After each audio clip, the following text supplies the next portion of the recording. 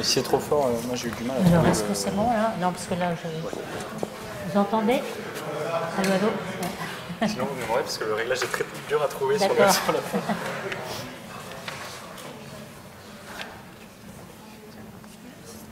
Bonjour à toutes et à tous. Bonjour Françoise Combe, bienvenue. Bienvenue à l'École nationale des ponts et chaussées pour cette conférence qui promet d'être passionnante. Et donc on vous remercie beaucoup d'être présente ici pour cet événement qui sera divisé en deux parties. Une première partie d'exposé sur le secteur noir de l'univers, sur des histoires de matière noire et d'énergie noire. Et donc j'espère qu'on y verra beaucoup plus clair à la fin de cette heure d'exposé. Et une deuxième partie d'échange sur votre parcours, sur l'actualité et sur la place des femmes en sciences notamment. Et puis Solène, je vais te laisser du coup faire une présentation du parcours d'exception de Françoise Combe. Merci Clément. Oui, c'est un grand honneur d'accueillir Françoise Combe aujourd'hui, donc astrophysicienne dont les travaux ont marqué la compréhension des galaxies et de la matière noire. Madame Combe, après des études à l'École normale supérieure et l'obtention de l'agrégation en physique, vous enseignez à l'ENS, puis intégrez l'Observatoire de Paris, où vous menez des recherches majeures sur la dynamique des galaxies et la caractérisation de la matière noire. Depuis 2014, vous êtes titulaire de la chaire Galaxies et Cosmologie au Collège de France, où vous alliez recherche de pointe et enseignement. Votre approche pionnière, qui combine observation et simulation numérique, a permis de mieux comprendre l'évolution des structures cosmiques et d'affiner les modèles décrivant notre univers. Vos contributions vous valent de nombreuses distinctions, parmi lesquelles la médaille d'or du CNRS en 2020, la plus haute récompense scientifique française. Première femme astronome élue à l'Académie des sciences en 2004, vous en assurez la présidence pour le mandat 2025-2026. Cette nomination témoigne non seulement de votre excellence scientifique, mais aussi de votre engagement dans les grandes orientations de la recherche. Donc nous avons aujourd'hui la chance de vous écouter et d'échanger avec vous. Donc Madame Combe, bienvenue, et puis je vous laisse la parole. Merci beaucoup. Donc c'est un grand plaisir d'être ici.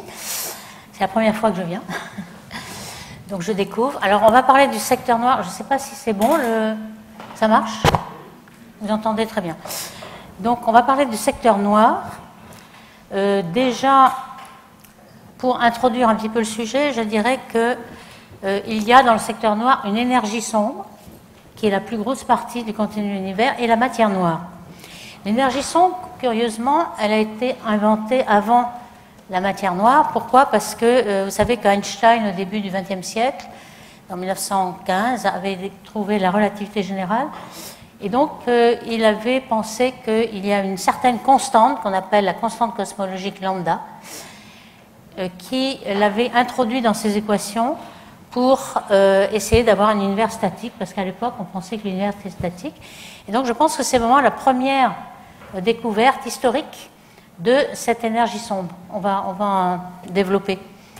Donc, il y a quand même, cette histoire est quand même curieuse, puisque ensuite, lorsqu'on a découvert l'expansion de l'univers, on a dit, ben non, l'univers n'est pas statique, on n'a pas besoin du lambda. Donc, on a oublié cette constante cosmologique pendant 80 ans. Puis, on l'a redécouvert à l'aube du XXIe siècle.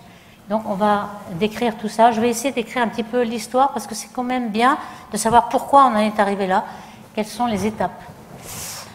Bon, il y a la matière noire, ensuite, qui a été découverte plutôt dans les années 1930-1940 par le Fritz Zwicky, qui était un précurseur, mais que personne ne croyait au début. Puis ensuite, dans les années 80, ça a été mis beaucoup plus en évidence et convaincu tout le monde. Donc on sait que cette matière noire, c'est des particules exotiques qui ne sont pas la matière ordinaire dont nous sommes faits, c'est-à-dire les protons, les neutrons, etc. Et ça, encore des dizaines d'années, ça fait des dizaines d'années qu'on a ce problème et qu'on n'a toujours pas résolu. Enfin, on a éliminé quelques pistes, c'est ce qu'on va dire.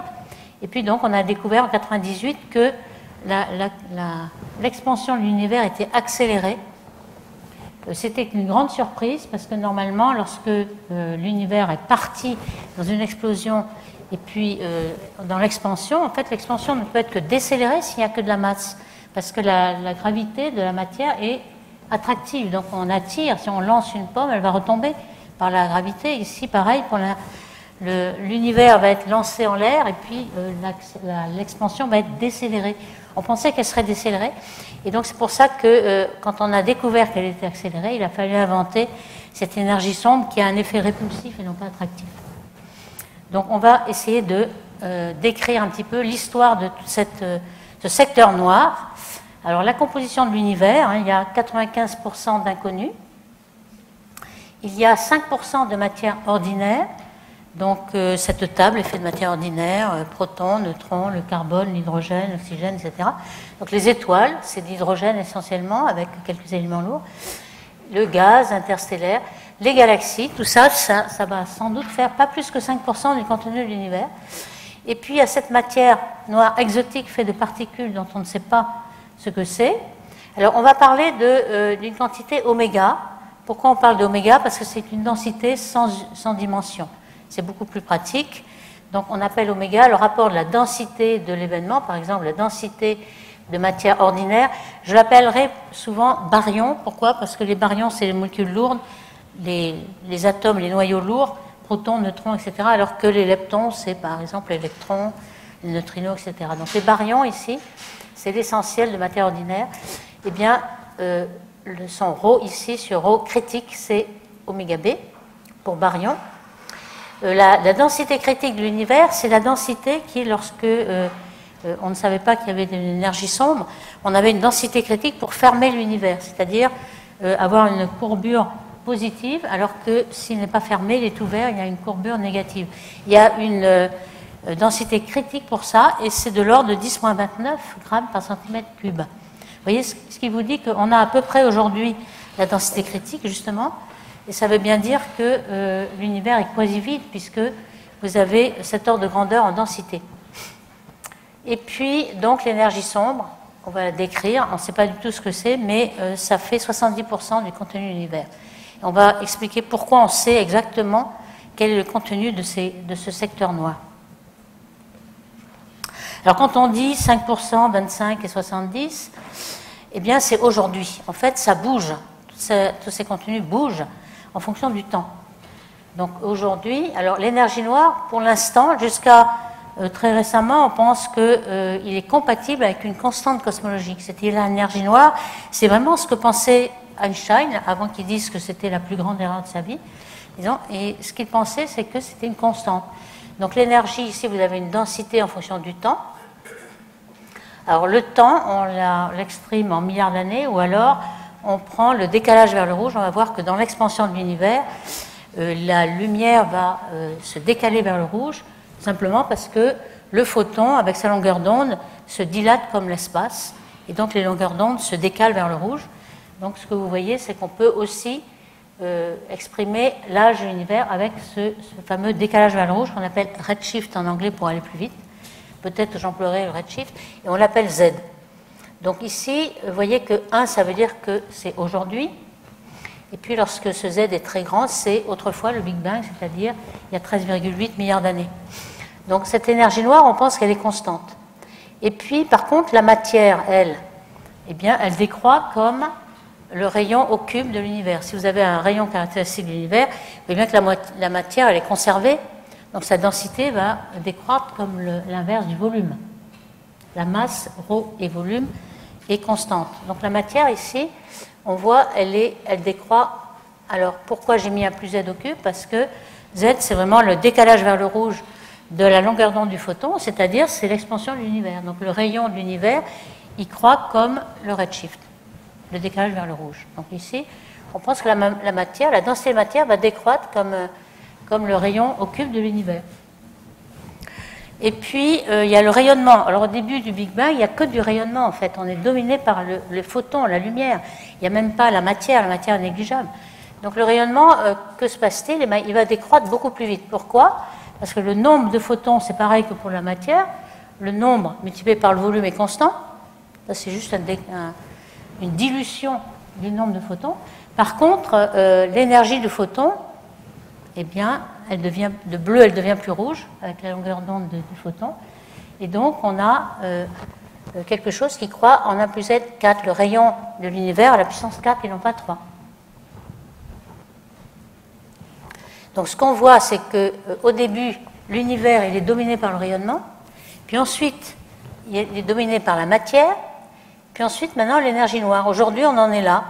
Donc, au début, aujourd'hui, on a 5% de matière ordinaire, c'est le bleu, là, le baryon. On a la matière noire en vert, et puis l'énergie noire.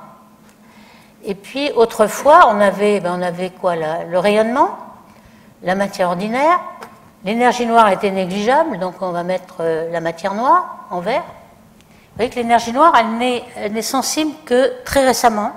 Il y a 5 milliards d'années, on a découvert que ça commençait à dominer qu'il y a 5 milliards d'années. Et puis plus tard, alors là, ça nous permet d'extrapoler.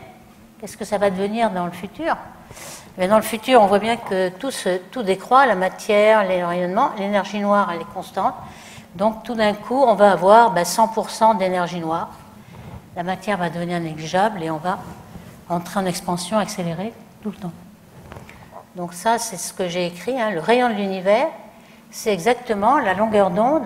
Qu'est-ce qu'on appelle Z? C'est le delta lambda sur lambda. Il y a lambda changé, lambda décalé par rapport à lambda au repos.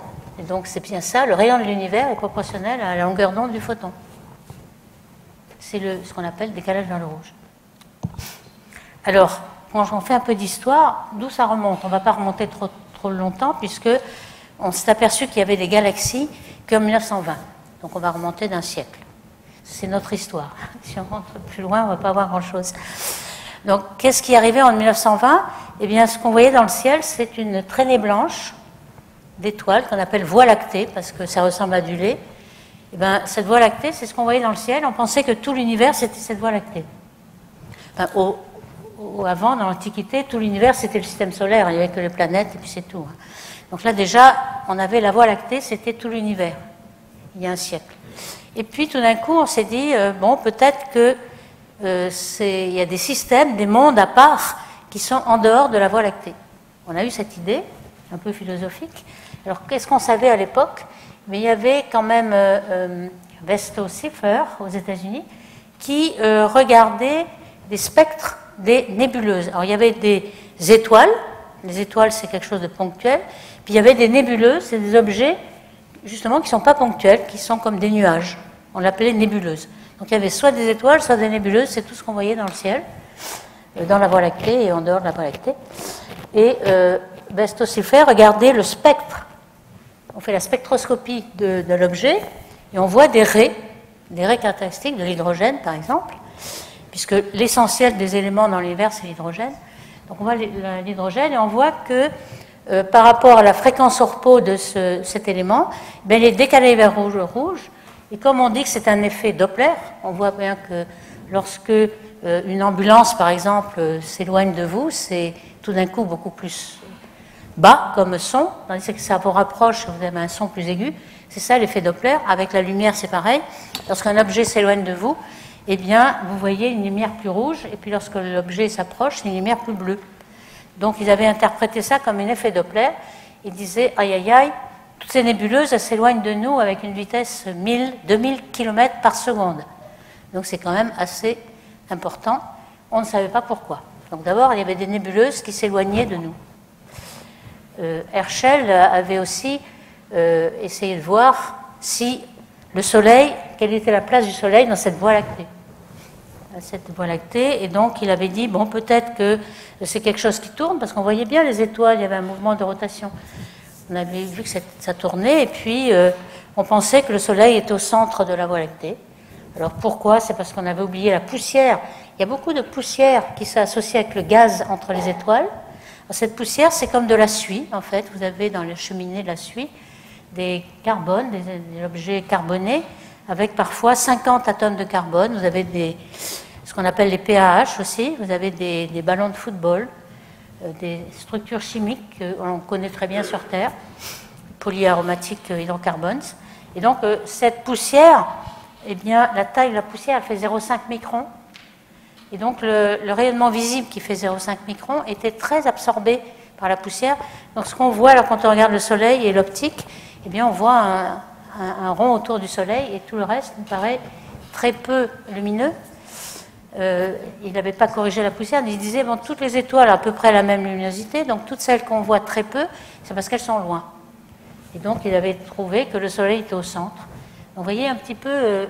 le gros problème, c'est qu'on n'a jamais la distance. On voit des objets sur le ciel, on ne connaît pas la distance. Et la distance, c'est Henrietta Leavitt qui a débloqué le problème, car elle étudiait des étoiles variables. Il y a des étoiles qui varient la luminosité n'est pas constante dans le temps.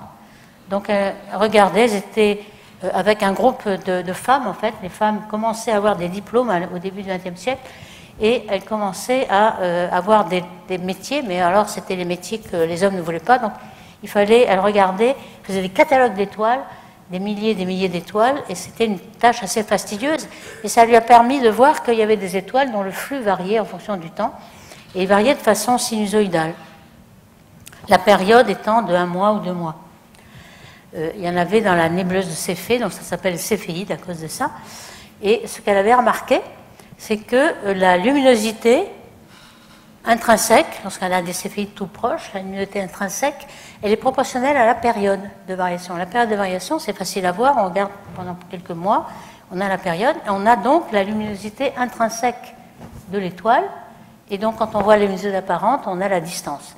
Donc ça, ce sont des indicateurs de distance, et c'est ça qui a été le déclencheur pour connaître vraiment notre univers aux alentours, parce qu'on a pu avoir les distances. Donc là, il y avait un grand débat en 1920 entre ces deux courants de pensée, dont les premiers étaient Hubert Curtis et Shapley. Et donc, l'un croyait que toutes les nébuleuses étaient dans la Voie lactée, et d'autres disaient, ben non, les nébuleuses, c'est peut-être quelque chose qu'il y a d'extérieur. Et donc, lorsque Hubble, qui était observé en Californie sur les grands télescopes, s'est dit, ah, ces céphéides, c'est vraiment très intéressant, je vais regarder dans la nébuleuse d'Andromède. Nébuleuse, toujours, on pensait que c'était un nuage dans notre Voie lactée. Et donc, cette nébuleuse d'Andromède, ou aussi Messier 33. Alors, M, ça veut dire Messier, parce qu'il y avait un astronome à l'Observatoire de Paris, Messier, qui faisait un catalogue de tous les objets qu'il voyait. Donc, ici, c'était le 33e, le 31e. Et donc, il a regardé, et on voyait des étoiles dans cette galaxie, et il a repéré quelques céphéides. Et donc, tout d'un coup, il a pu avoir la distance de la nébuleuse, et c'était 2 millions d'années-lumière. Donc, impossible que ce soit dans la Voie lactée. La Voie lactée, on sait aujourd'hui, ça fait 100 000 années-lumière seulement, le diamètre. Donc là, on est bien au-delà. Bon, c'est une galaxie proche, la plus proche, la spirale la plus proche, mais enfin, elle est en dehors. Et c'est là qu'on a permis de voir qu'il existait des galaxies autres que la nôtre. On les a appelées galaxies à ce moment-là, parce que c'est la Voie lactée, il y a toujours le mot « lait » dans la galaxie. Donc on s'est aperçu qu'il y avait d'autres univers comme le nôtre. Donc ça, c'était 1924, 26, 29. On a pu avoir le grand débat était terminé. Alors ce qu'a fait en 1929 Hubble, c'est qu'il a relié toutes les vitesses qu'avait mesurées d'abord Vesto-Slipher de ces nébuleuses qui s'éloignaient de nous. Et comme il avait maintenant les distances, donc il a regardé les céphéides dans plusieurs galaxies, il a regardé la vitesse d'éloignement de ces nébuleuses en fonction de leur distance. Et donc il a obtenu une proportionnalité, il y avait beaucoup de bruit, hein, et à l'époque, donc il appelait ça une constante, hein, la vitesse est proportionnelle à la distance avec une constante h, qu'on appelle constante de Hubble à l'époque. On voit qu'on va l'appeler aussi constante de Hubble, le mètre. Cette reconnaissance de le mètre a eu lieu en 2018, c'est quand même assez tardif, parce que c'est lui qui avait compris en fait ce qui se passait. Donc ce que disait Hubble, c'est que la vitesse est proportionnelle à la distance, point. Et il l'interprétait comme un effet Doppler, toujours de quelques milliers de kilomètres par seconde. Mais on sait très bien, et ça c'est ce que faisait Georges Lemaître, donc c'était un abbé qui s'intéressait beaucoup à l'astronomie. Il avait suivi les travaux de Einstein, qui montraient que la gravité était une force qui n'était pas une force comme une autre, comme l'électromagnétisme, était une déformation de l'espace. Et donc ce que faisait Einstein, c'est qu'il reliait la géométrie de l'univers, la courbure de l'espace, avec tout le contenu de l'univers, l'énergie et la densité. Et donc il y avait une dilatation de l'espace. Ce que fait Lemaître, c'est une fois après avoir fait sa thèse, il a écrit d'ailleurs un article en 1927, mais en français, donc il n'a pas été lu. Hubble ne le connaissait pas.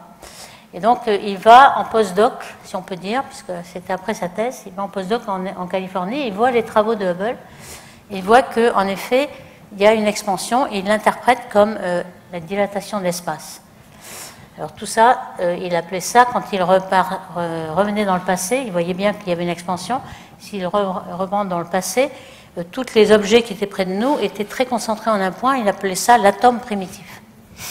Alors cet atome primitif, il y a eu du mal à accepter que, en effet, tous les galaxies que l'on voit étaient concentrées en un seul point. Fred Hoyle, qui était un célèbre astronome, qui avait découvert, par exemple, la nucléosynthèse dans les étoiles, comment on construit les éléments comme le carbone, l'oxygène, etc. dans les étoiles, eh bien, il était tout à fait détracteur de ce modèle. Et pour se moquer de ce modèle, il avait dit à la BBC lors d'une émission, ah ben, c'est une explosion, c'est un Big Bang. Pour s'en moquer, et en fait, comme ça correspond vraiment à la réalité, on a gardé ce terme. Donc vous connaissez le Big Bang. Et donc maintenant, on sait que c'est le Big Bang, qui est le fameux atome primitif de M. Lemaître. Et comme c'est lui qui avait découvert tout ça, on l'a appelé la constante de Hubble-Lemaître. Alors revenons un petit peu à Einstein, donc, qu'avait pensé de ce lambda. Alors on l'appelle petit lambda, grand lambda, selon l'unité prise, mais enfin c'est la même chose. Donc lui, en 1917, il essaie de résoudre son équation. Donc de côté, tenseur de la géométrie de l'univers et qui est égal, lorsque vous voyez ici, hein, courbure de l'univers, et puis le tenseur T mu qui est le tenseur de énergie et densité. Et puis il est obligé de rajouter cette constante qui n'existait pas avant. Il dit bon, ça c'est pas très élégant dans ma théorie, mais enfin je suis obligé d'ajouter ça. Pourquoi? Parce que l'univers, soit il expanse ou il contente, mais il n'y a pas d'équilibre. Si je rajoute une constante, on va pouvoir trouver un équilibre.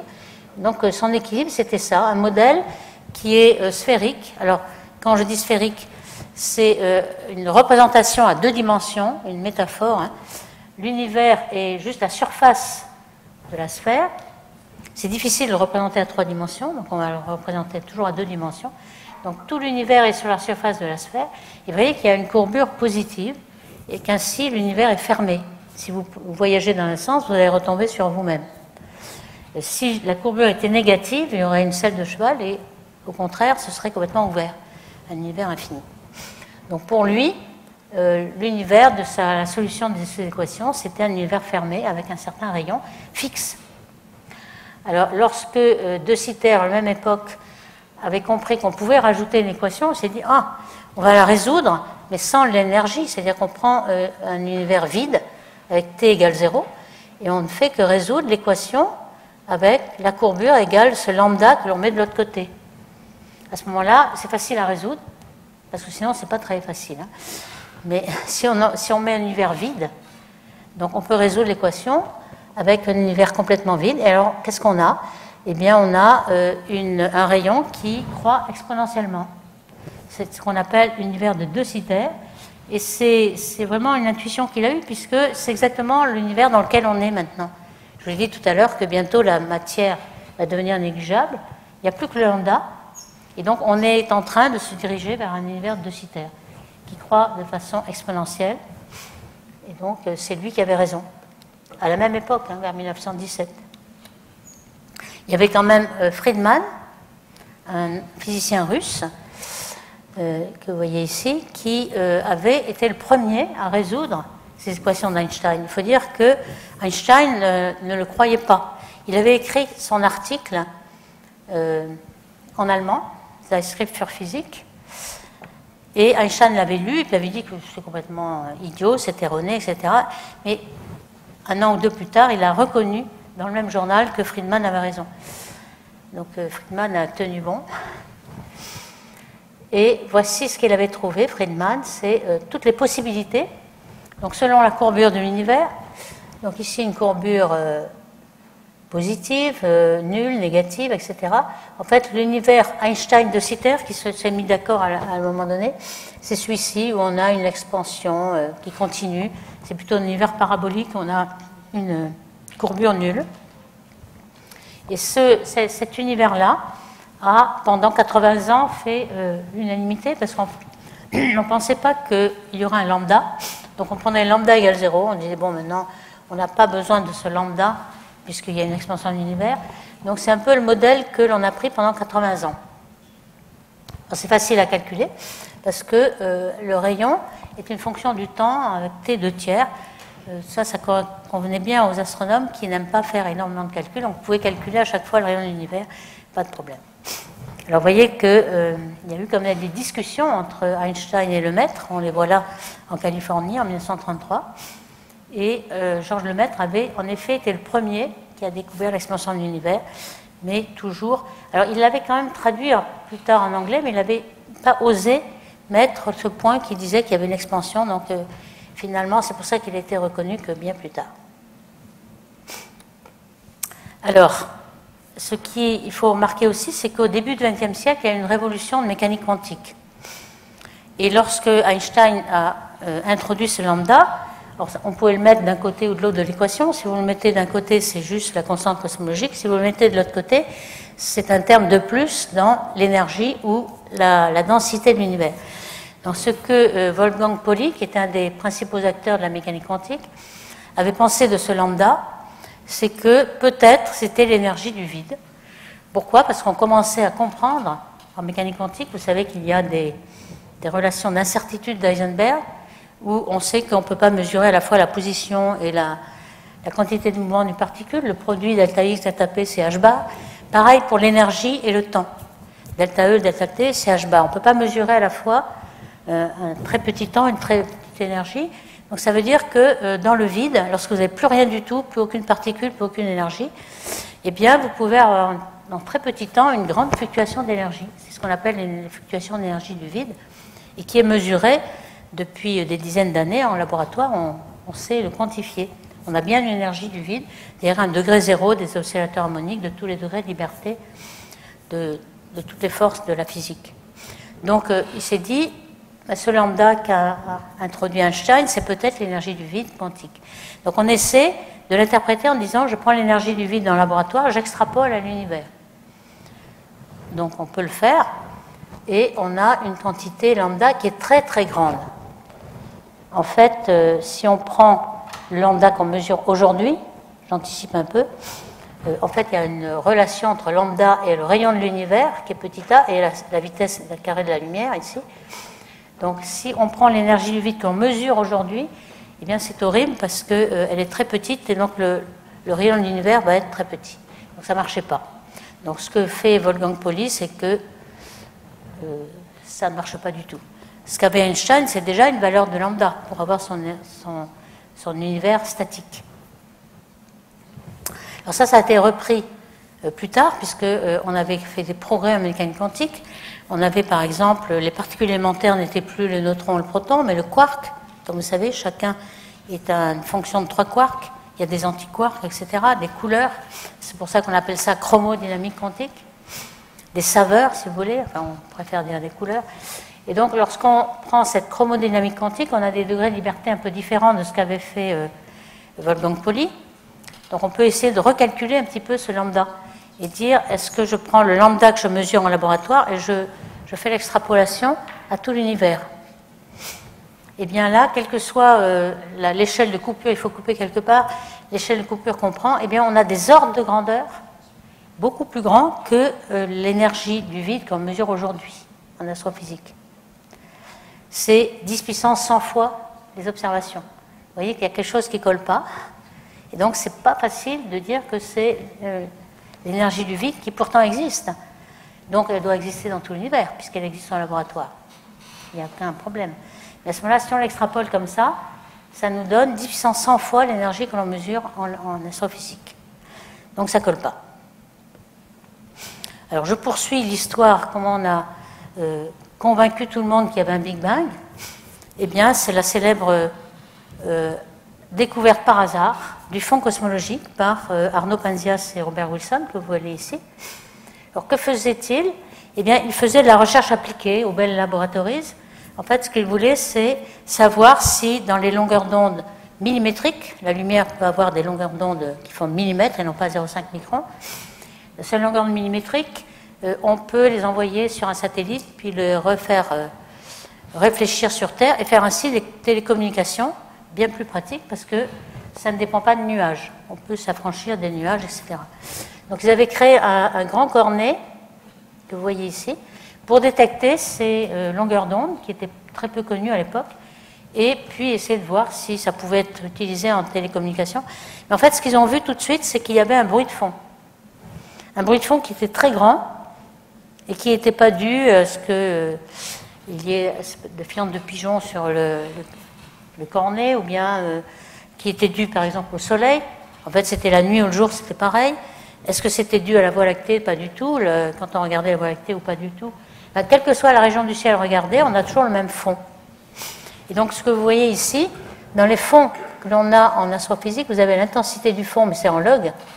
Ici, vous avez le fond cosmique optical background, le COB, qui est toutes les photons qui sont dus aux galaxies et tout ce qui rayonne de façon optique, c'est en bleu. Ce qui rayonne en façon infrarouge, parce qu'une fois qu'on a des poussières, la lumière qui est émise par les étoiles est absorbée par la poussière qui est rayonnée infrarouge, donc on a toutes les galaxies qui sont là.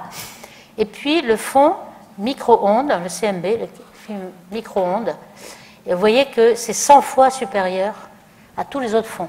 Alors, tous les rayonnements, si on avait des yeux qui pourraient regarder en millimètres comme de longueur d'onde, on verrait un brouillard total.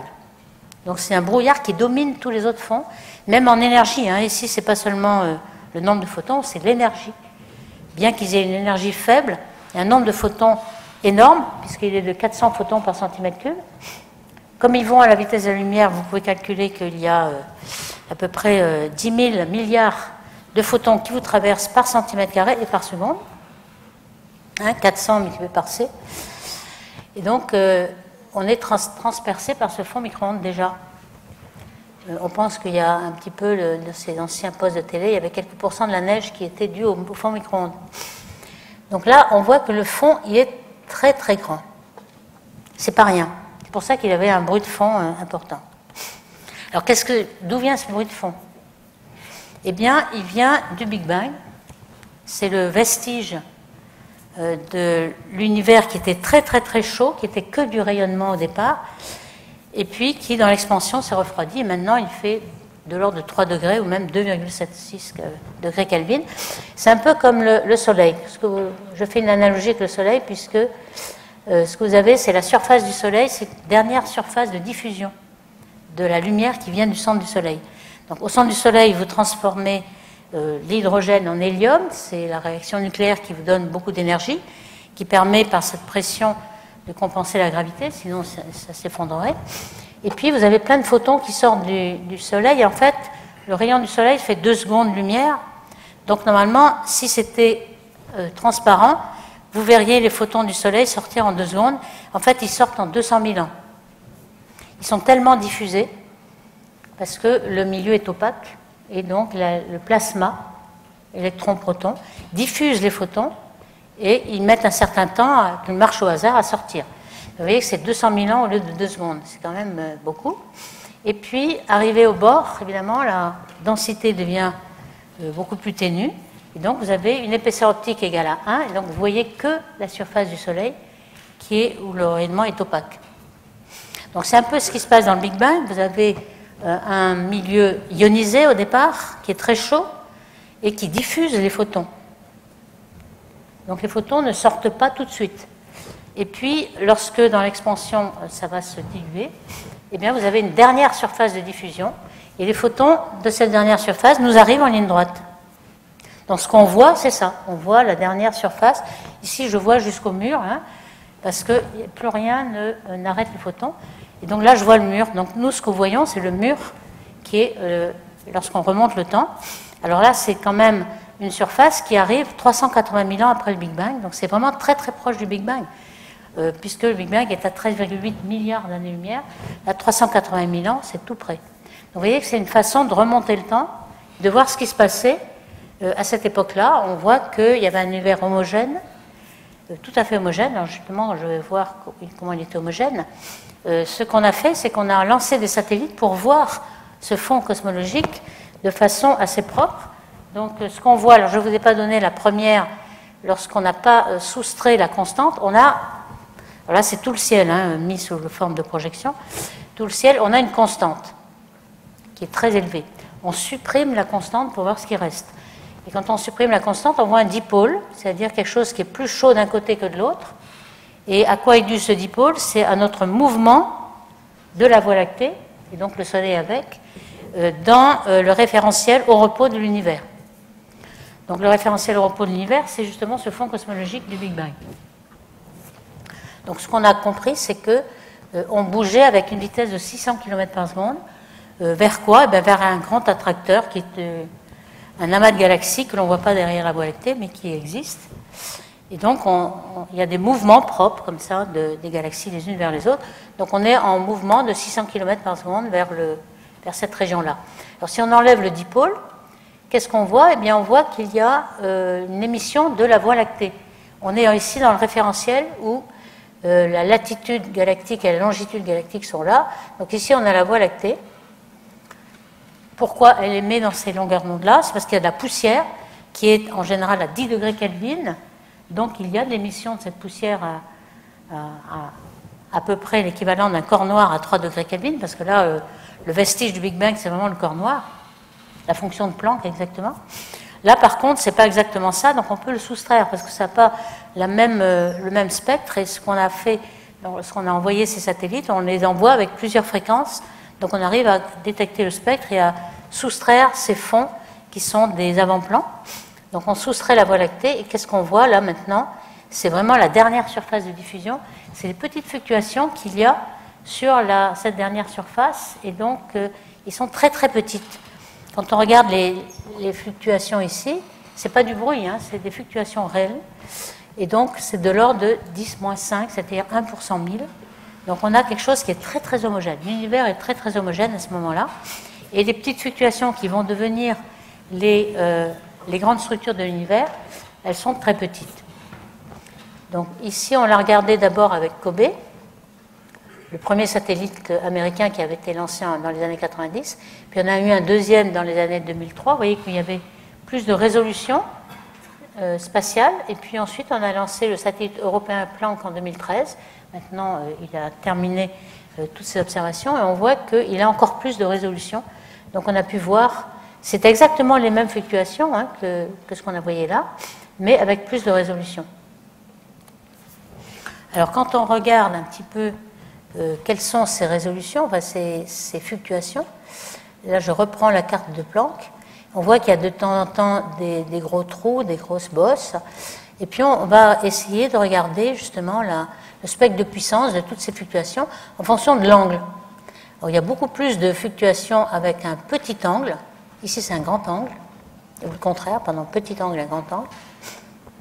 Et donc, ce qu'on voit, c'est quelque chose qui n'est pas complètement au hasard, mais qu'il y a des oscillations. Hein, ça sort exactement de cette carte-là, mais on l'a mis en fonction de la taille angulaire de ces fluctuations. Alors, qu'est-ce que c'est, ces fluctuations? Ce sont les ondes acoustiques de ces photons qui sont en équilibre avec la matière ordinaire. Vous avez la matière ordinaire, normalement, elle est soumise à sa propre gravité, donc elle tendrait à s'effondrer et former des structures, mais elle ne le peut pas parce qu'elle diffuse les photons, c'est la matière ionisée, et donc les photons, ils ont une pression de radiation qui les empêche de se concentrer. Donc vous avez des ondes de pression, et ces ondes de pression, c'est des ondes acoustiques, c'est du son. Donc vous avez des ondes sonores. Alors la plus grande ici, eh bien c'est le chemin parcouru par le son depuis le Big Bang jusqu'à la dernière surface de diffusion. On connaît la vitesse du son dans un plasma, c'est bien connu. Les fluctuations sont très petites, donc on n'a pas besoin de faire de calculs non linéaires, c'est complètement linéaire. Et donc on peut calculer la taille linéaire de ce à quoi on s'attend pour ce pic-là. Alors ici, c'est ce qu'on a fait. Alors ici, on a fait un modèle. Vous voyez que le modèle passe par exactement les points d'observation. Les barres d'erreur sont là, mais vous ne les voyez pas tellement elles sont petites. Et on pense que ce qu'on a vu là, c'est vraiment l'empreinte digitale. Hein. C'est pour ça que je fais l'image, l'analogie avec une empreinte digitale. C'est l'empreinte digitale de l'univers. On peut en déduire toutes les caractéristiques. Par exemple, la quantité de baryons qu'il y a dans l'univers, la quantité de matière noire, le fameux lambda, beaucoup d'index, etc. Je ne décrirai pas. Mais tout ça, on l'a obtenu grâce à l'observation du fond cosmologique et toutes ces ondes acoustiques, ces ondes de sonore. Alors ça, c'est ce qu'on appelle horizon sonore. C'est le chemin parcouru par le son jusqu'à de 0 à 380 000 ans, pendant 380 000 ans. Alors ça fait 150 kg par sec. et on a une taille comme ça. Alors ici, c'est quelque chose de très important parce que c'est ce qu'on observe aujourd'hui avec le satellite Euclide pour essayer de déterminer la nature de l'énergie noire. Alors, en gros, une petite image pour bien montrer ce qui se passe, c'est qu'on a des puits de potentiel qui sont dus à la fois à la matière mais aussi à la matière noire. Et puis les baryons qui sont en jaune ont tendance à tomber au centre des puits, mais on voit que la pression de radiation les empêche. Donc c'est comme des ressorts. Et donc il y a ces ondes acoustiques qui sont un mélange de la lumière et de la matière ordinaire. Donc c'est ça qui empêche les structures de se former. Alors vous voyez que on va attendre la dernière surface de diffusion. Alors qu'est-ce que c'est que cette... Pourquoi il y a tout d'un coup, il y a quelque chose qui se passe à 380 000 ans, c'est que la température du fond devient 3000 degrés Kelvin.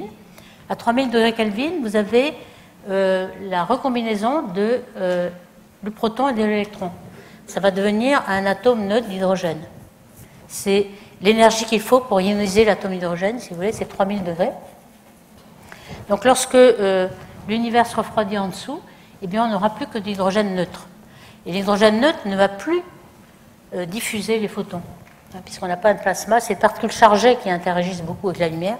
Particules neutres, pas du tout. Donc à ce moment-là, les photons vont aller en ligne droite. Alors je vais montrer comment on peut déterminer, par exemple, un paramètre, c'est la courbure de l'univers. Comment on la connaît précisément? Eh bien, c'est uniquement géométrique, que j'ai essayé de le mettre avec un petit schéma ici. Alors, vous voyez, on a déterminé ici, en fonction de l'échelle angulaire, on a cette taille. Alors, cette taille, c'est une règle standard, c'est l'horizon sonore, c'est la taille qu'a parcouru le son pendant 380 000 ans, et ça, on la connaît. Et puis, on regarde à savoir comment l'observateur qui est ici voit aujourd'hui cette taille-là. Alors, si les photons vont en ligne droite, c'est-à-dire que la courbure de l'univers est nulle, à ce moment-là, on a exactement 1 degré.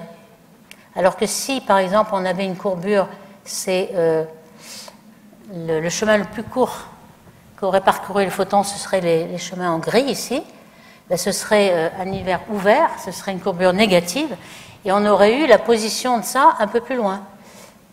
On aurait un angle plus petit, ainsi de suite. Donc on peut savoir avec la position de ce pic quelle est la courbure de l'univers. Et là, on a déterminé à beaucoup de précision que la courbure était nulle, ce qui nous facilite beaucoup les calculs. Mais ça veut dire que les rayons lumineux nous parviennent en ligne droite depuis la surface de diffusion jusqu'à aujourd'hui. Alors vous allez me dire, oui, mais lorsqu'il y a une masse particulière, à un moment donné, lorsqu'il y a un amas de galaxies par exemple, eh bien, les rayons lumineux sont perturbés par la masse. Mais c'est très local. Globalement, dans l'univers, il n'y a pas de courbure. Okay, il y a une courbure s'il y a une source. Alors, maintenant, je vais essayer de vous donner un petit peu une idée de l'histoire de la matière noire, comment on l'a découverte et comment on la mesure encore aujourd'hui. Alors, je vous le disais que c'était Fritz Zwicky qui, en 1937, avait eu l'idée de regarder les amas de galaxies. Alors, par exemple, l'amas de Coma, on a des galaxies qui sont en équilibre. Il y a à peu près 1000 galaxies qui sont retenues par la masse d'un amas de galaxies. Et on peut mesurer par effet Doppler les vitesses. Cette fois-ci, c'est les vitesses propres. Il avait mesuré des vitesses de 1000 km par seconde en moyenne. Et donc, il avait calculé quelle est la masse qu'il faudrait pour toute cette énergie cinétique pour retenir les galaxies entre elles. Et donc, là, il avait déduit que le rapport masse sur luminosité, parce qu'il y a la luminosité de toutes les galaxies, eh bien, était 500 fois plus grande que le rapport masse sur luminosité du Soleil. Ici, vous avez m sur l du Soleil. Alors, pour une étoile, c'est 1, une étoile comme le Soleil. Pour peut-être une étoile plus faible, on peut avoir moins de luminosité pour la même masse, donc peut-être 2 ou 3, mais certainement pas 500. Donc, ça voulait dire qu'il y avait beaucoup plus de masse que ce qu'on voit. Déjà, il le voyait, il y avait plus qu'un facteur 100, donc c'était bien au-delà des barres d'erreur qu'on pourrait avoir.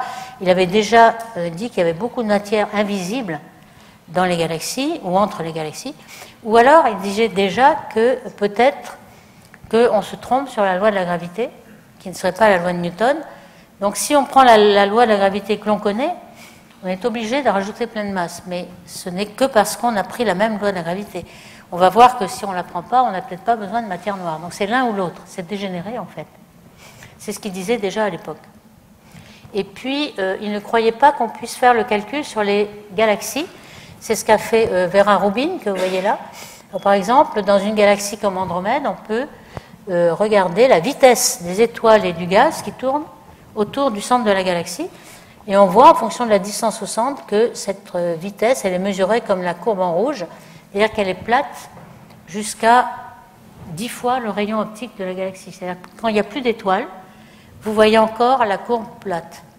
Alors que, par exemple, dans le système solaire, vous avez des lois de Kepler qui vous disent que la vitesse au carré décroît qu'en 1 sur R. Donc plus vous vous éloignez du Soleil, plus la vitesse de rotation des planètes décroît. Et là, ce n'est pas du tout le cas. Donc il faut supposer qu'il y a beaucoup de masse, de matière. Ici, c'est la décroissance keplérienne.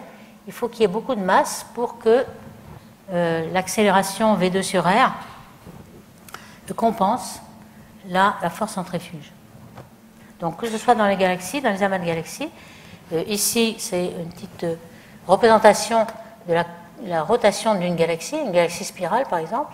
Vous avez quelque chose qui est décalé vers le bleu qui vient vers vous, par effet Doppler, ou qui est décalé vers le rouge qui s'en va. En jaune, c'est la vitesse du centre qui est due à l'expansion. Vous pouvez soustraire l'expansion évidemment. Et donc vous voyez que vous avez une courbe de rotation d'un côté, de l'autre, soit positif, soit négatif. En fait, on le replie pour avoir la même courbe, et donc on en déduit qu'il y a quelque chose qui est plat, qui est toujours plat. Voici quelques courbes de rotation, en fait. Ici, vous avez le rayon. Le Soleil serait à peu près ici, dans notre galaxie. Et vous voyez que bien au-delà, lorsqu'on va en dehors même de la galaxie, alors comment on va en dehors de la galaxie pour connaître? Eh bien simplement, on regarde le gaz. Le gaz d'hydrogène, il est bien plus grand que la galaxie optique. J'ai fait un exemple ici. On a une galaxie barrée avec une image optique. Et en fait, en orange, vous avez l'image qui est donnée en radioastronomie, car l'hydrogène atomique H1 a une raie hyper fine, le raie fondamentale, qui est à 21 cm de longueur d'onde. Et cette raie nous donne exactement une cartographie de tout l'hydrogène qu'il y a autour d'une galaxie. Vous voyez ici, le zoom est que la galaxie optique est là, et là vous avez encore une structure spirale qui est celle de l'hydrogène. Et celle de l'hydrogène nous donne la vitesse du gaz, très peu de masse, mais ça nous donne la vitesse du gaz, et ça nous montre bien que c'est plat jusqu'à au moins 10 fois le rayon. Alors pourquoi le H1 est très pratique? C'est que la raie, en fait, en laboratoire, elle est interdite, c'est-à-dire qu'il a le coefficient d'Einstein d'émission spontanée, ça fait 1 million d'années. Donc si on attend un atome d'hydrogène, il ne va pas se désintégrer avant 1 million d'années. Et comme vous avez des millions et des millions d'atomes d'hydrogène, on en voit beaucoup. Mais c'est quand même une raie qui n'est pas très sensible. Heureusement qu'il y a beaucoup d'atomes d'hydrogène. Alors ici, c'était l'état de l'art dans les années 60-70. Ici, en 66, on commence à observer l'amas de Coma qu'avait regardé Zwicky en rayons X. Donc, vous voyez qu'on avait pour l'instant vu que l'optique, la radio, on n'avait pas vu encore les rayons X, les photons de grande énergie. Et ici, vous avez l'amas de Coma. Surprise, quand on regarde en rayons X, il y a énormément de quelque chose de diffus. Et ça correspond à du gaz qui est à l'équilibre dans l'amas de galaxies, qui est l'équilibre du viriel, l'énergie cinétique égale l'énergie potentielle. Et donc, sa température correspondante, elle fait des millions de degrés, même 100 millions de degrés. Donc, c'est pour ça que ça émet en rayons X. Et donc, il y a énormément de masse dans l'amas de Coma qu'avait regardé Zwicky. Il y a 10 fois plus de masse dans le gaz vu en X que dans les galaxies. Donc, il s'était trompé d'un facteur 10. Donc, on a trouvé quand même de la masse qui était invisible pour Zwicky et qui devient visible tout d'un coup. Donc là, il fallait quand même qu'on ait regardé toutes les longueurs d'onde avant de dire qu'il y avait vraiment de la matière noire. Mais enfin, il en reste, hein, puisque la matière noire, c'est quand même 5 fois la masse visible, mais ce n'était pas le rapport 100 qu'il avait dit. Alors aujourd'hui, on a des cartographies de matière invisible par les lentilles gravitationnelles, comme vous voyez ici, grâce au télescope spatial Hubble, qui permet de s'affranchir de l'atmosphère Donc on a des images très très nettes. Dans l'atmosphère, vous avez la turbulence de l'atmosphère qui vous donne une image d'une seconde d'arc. Là, vous pouvez aller bien en dessous, à 1/10 ou 1/100 de seconde d'arc. Et donc ce que vous voyez, c'est ici un amas de galaxies. Et puis vous avez des arcs. Ici, vous avez des arcs, un grand nombre d'arcs. Ces arcs qui sont d'une couleur parfois différente des galaxies d'avant-plan.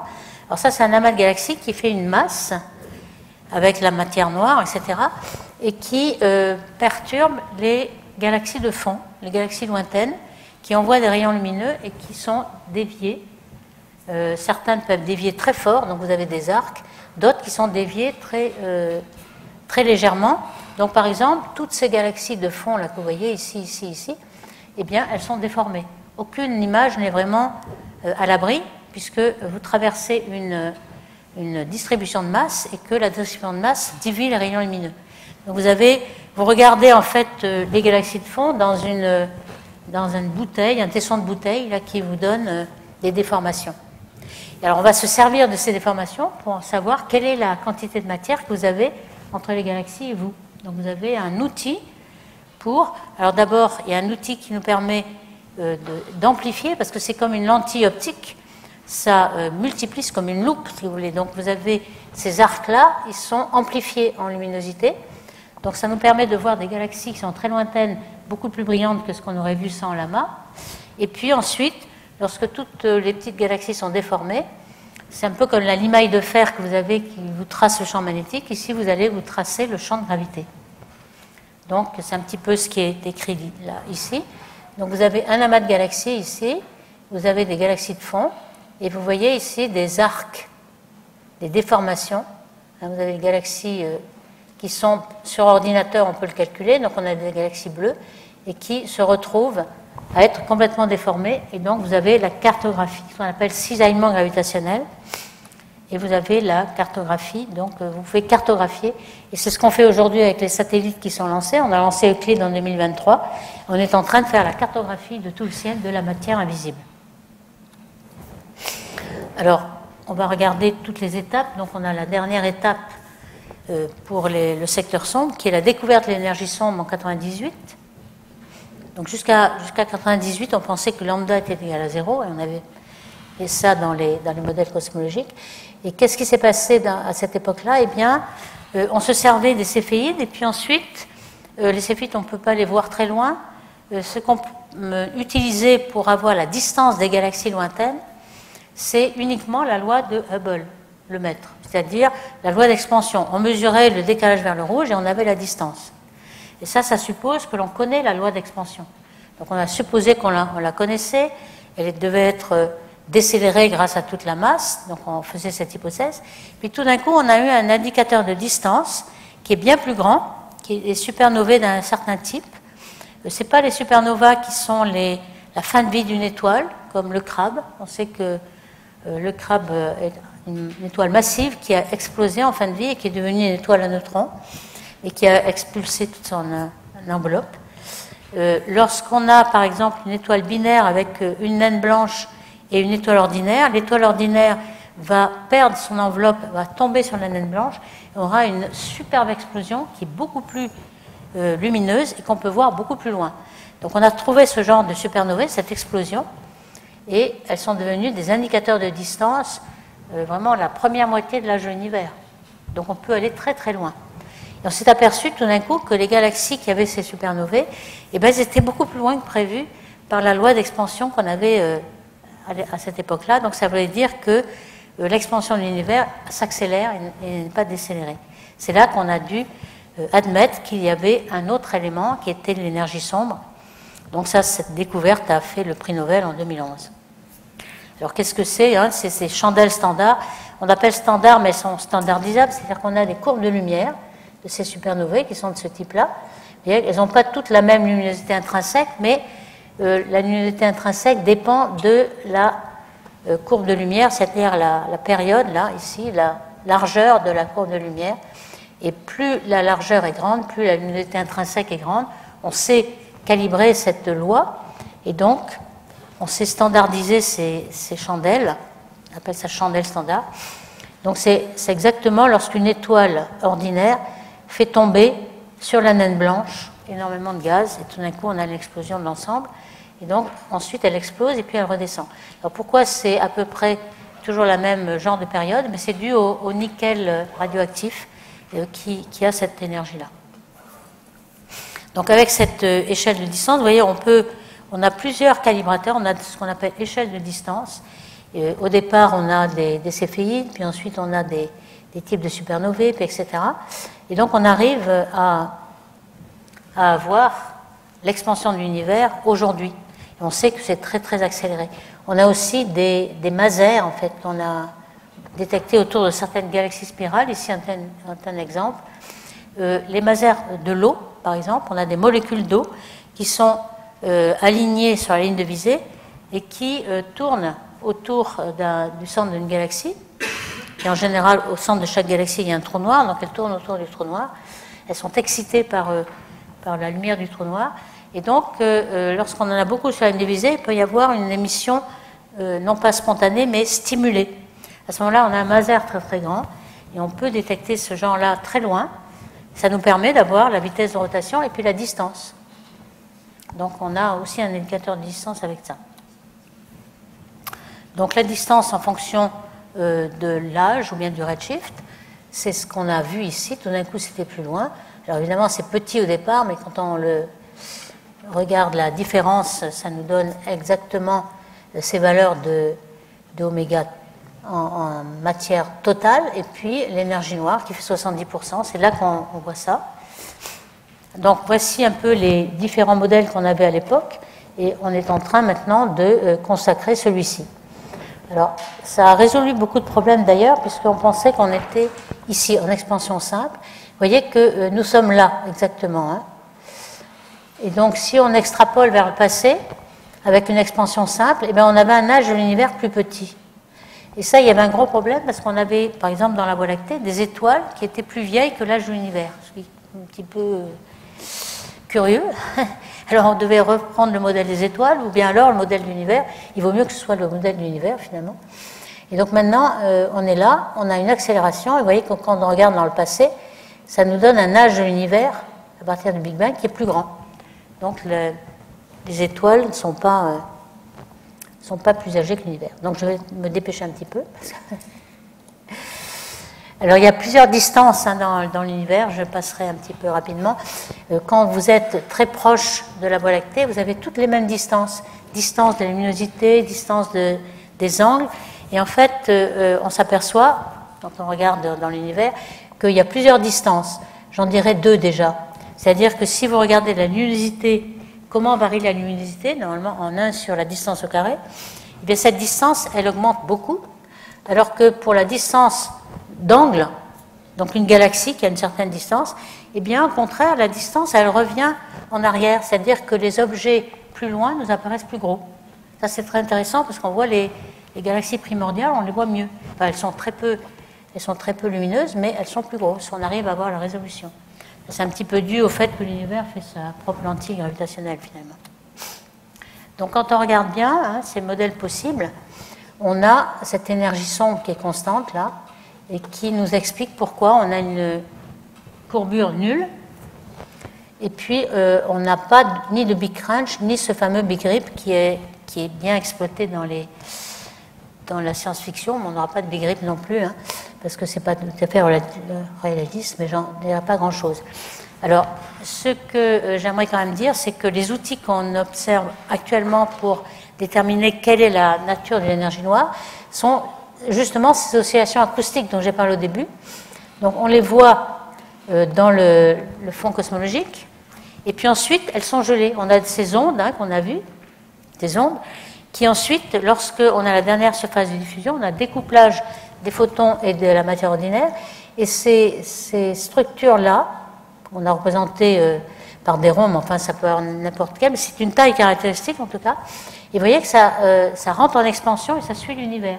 Donc si on mesure cette taille qui nous sert de règle à plusieurs époques, eh bien on aura la loi d'expansion de l'univers. Donc ce qu'on fait avec Euclide actuellement, c'est un télescope spatial, un petit peu comme Hubble, qui est lancé en 2023, qui va observer pendant 6 ans. il est au point de Lagrange, à 1,5 million de kilomètres de nous. Il va regarder des milliards de galaxies. Pour l'instant, on connaît quelques millions de galaxies. Vous avez peut-être entendu parler du dernier relevé de galaxies, celui de DESY, qui a observé pendant 3 ans. Ils ont 11 millions de galaxies. Et ils ont essayé de montrer que la constante cosmologique n'était peut-être pas, enfin le lambda, le fameux lambda, n'était peut-être pas une constante cosmologique, mais vraiment quelque chose de dynamique qui évoluait dans le temps et n'était pas une constante. Donc c'était un 5e élément, etc. Mais ça, c'est pas encore très très sûr parce qu'ils n'ont que 11 millions de galaxies. Avec Euclide, dans quelques années, on en aura 11 milliards.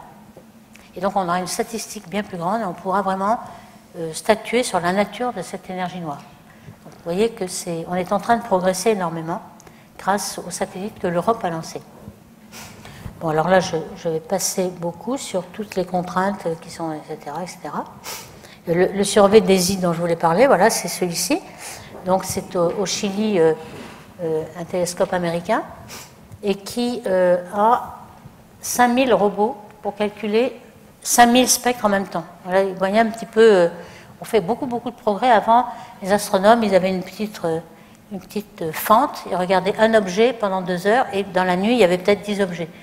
Là, ce sont des télescopes assez gros, pas tellement gros, hein, mais dans le plan focal, vous avez 5000 spectres d'un coup. Donc en 1 heure, vous avez 5000 spectres, ça va quand même 5000 fois plus vite. Donc c'est pour ça qu'on peut avoir 11 millions de galaxies, avoir le spectre, donc la distance, etc. Donc on a eu cette taille caractéristique qu'on a pu mesurer. Et puis, on peut le mesurer pour des galaxies à différentes époques. Donc, on a la loi d'expansion de l'univers comme ça.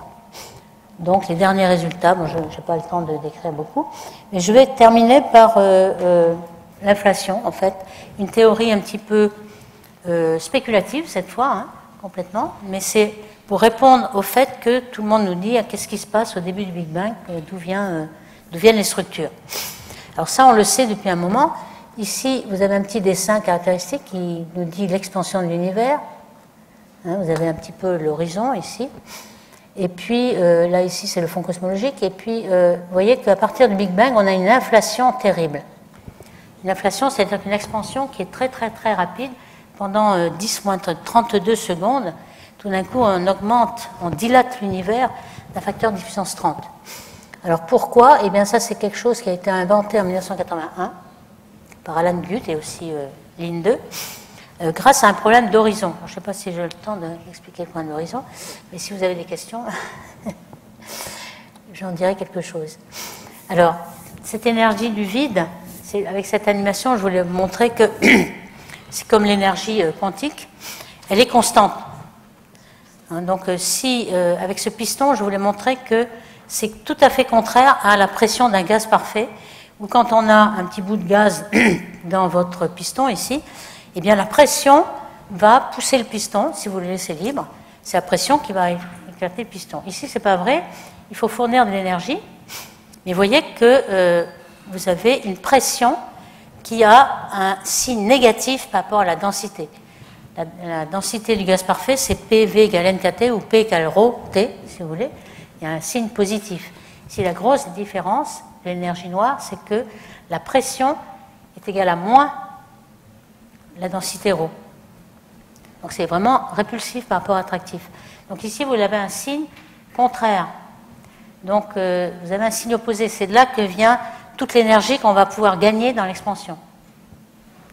Donc cette expansion, cette inflation que l'on a au début de l'univers, vous allez pouvoir prendre les fluctuations quantiques que l'on a dans le vide au départ. Donc on pense qu'il y a le vide complet au niveau t égale 0 du Big Bang, et que cette inflation va tout d'un coup s'arrêter à un moment donné et vous allez gagner de l'énergie, donc vous allez former la matière à ce moment-là.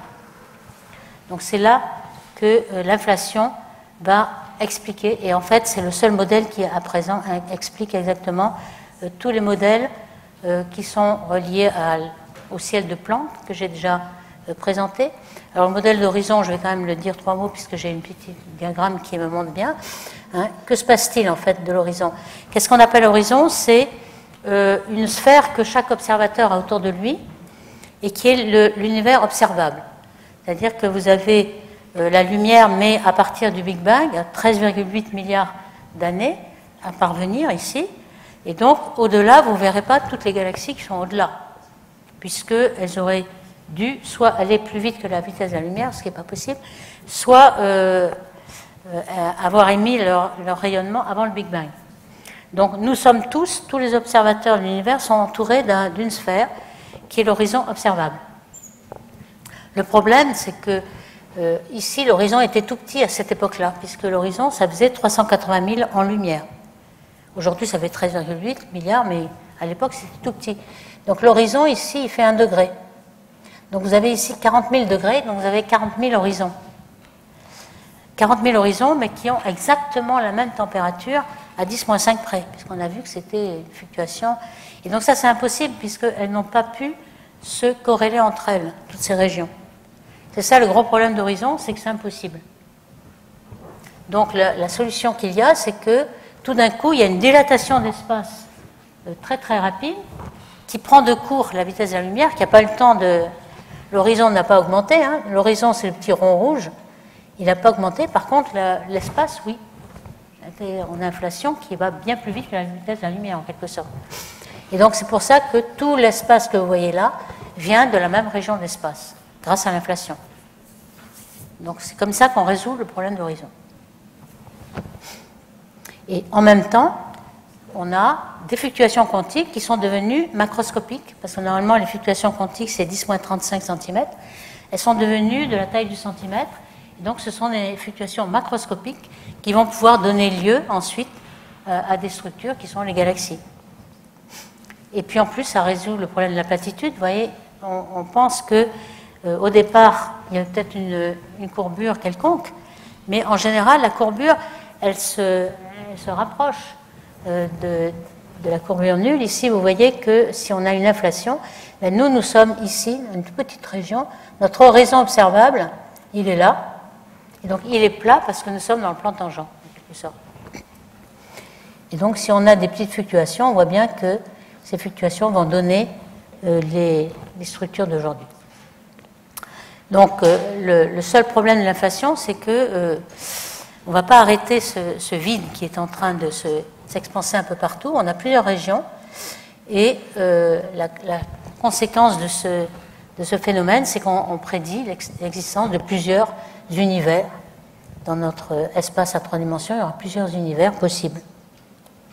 Voici un petit peu l'image qu'avait donnée André Linde déjà dans les années 80.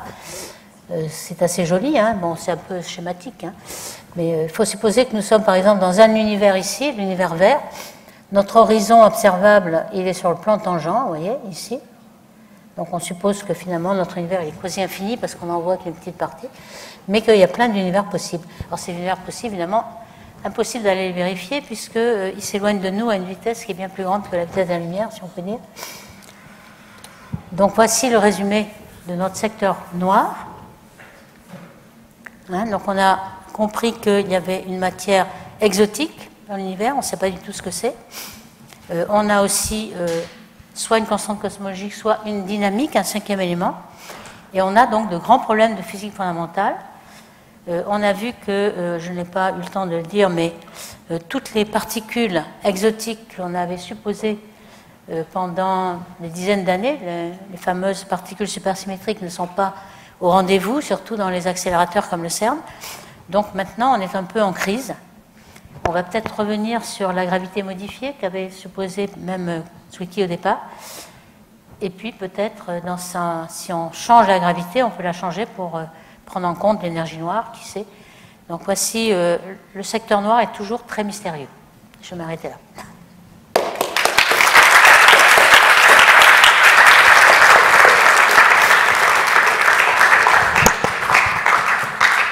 Bien, merci beaucoup pour cette conférence très instructive et intéressante. On a le temps, si vous voulez, de prendre une ou deux questions du public maintenant.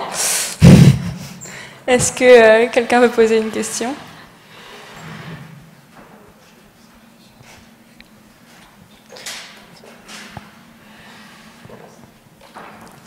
Est-ce que vous pensez que la théorie de l'holographie de l'univers est valable et à quel point elle est valable? Oui, ça c'est une bonne idée qui a été proposée. C'est surtout pour Autour des trous noirs, par exemple, on se demande où est passée l'information autour des trous noirs, et donc on s'aperçoit que l'information, elle n'est pas à 3 dimensions, mais elle est plutôt à 2 dimensions. Donc ça, c'est déjà quelque chose.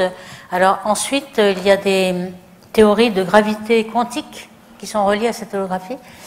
Et il est possible que, on a vu que l'énergie du vide quantique ne correspondait pas à l'énergie qu'on mesure ici. Lambda, elle est beaucoup trop grande par rapport au lambda qu'on mesure. Donc il y a peut-être quelque chose qu'on n'a pas compris dans la physique quantique. La gravité et la physique quantique ne marchent pas bien ensemble. Donc quand on est près d'un trou noir, ça ne marche pas, on est obligé de penser à autre chose. Peut-être que pour l'univers, la gravité quantique au début, auprès du Big Bang, on doit avoir cette gravité quantique. On n'a pas encore trouvé, là il y avait bien la théorie des cordes qui a été proposée pour ça, mais qui ne marche pas du tout. En fait, elle marche bien en mathématiques, mais en physique, ça ne marche pas. On a peut-être la gravité quantique à boucle, on a peut-être l'holographie, on a...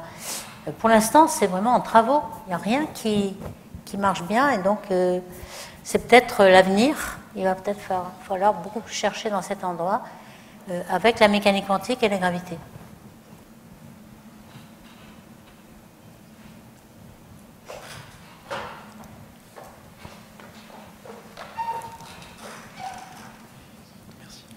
Bonjour, moi, une question peut-être beaucoup plus concrète. Vu que vous êtes dans ce milieu, comment est-ce que vous pensez qu'on pourrait améliorer la situation de la recherche en France?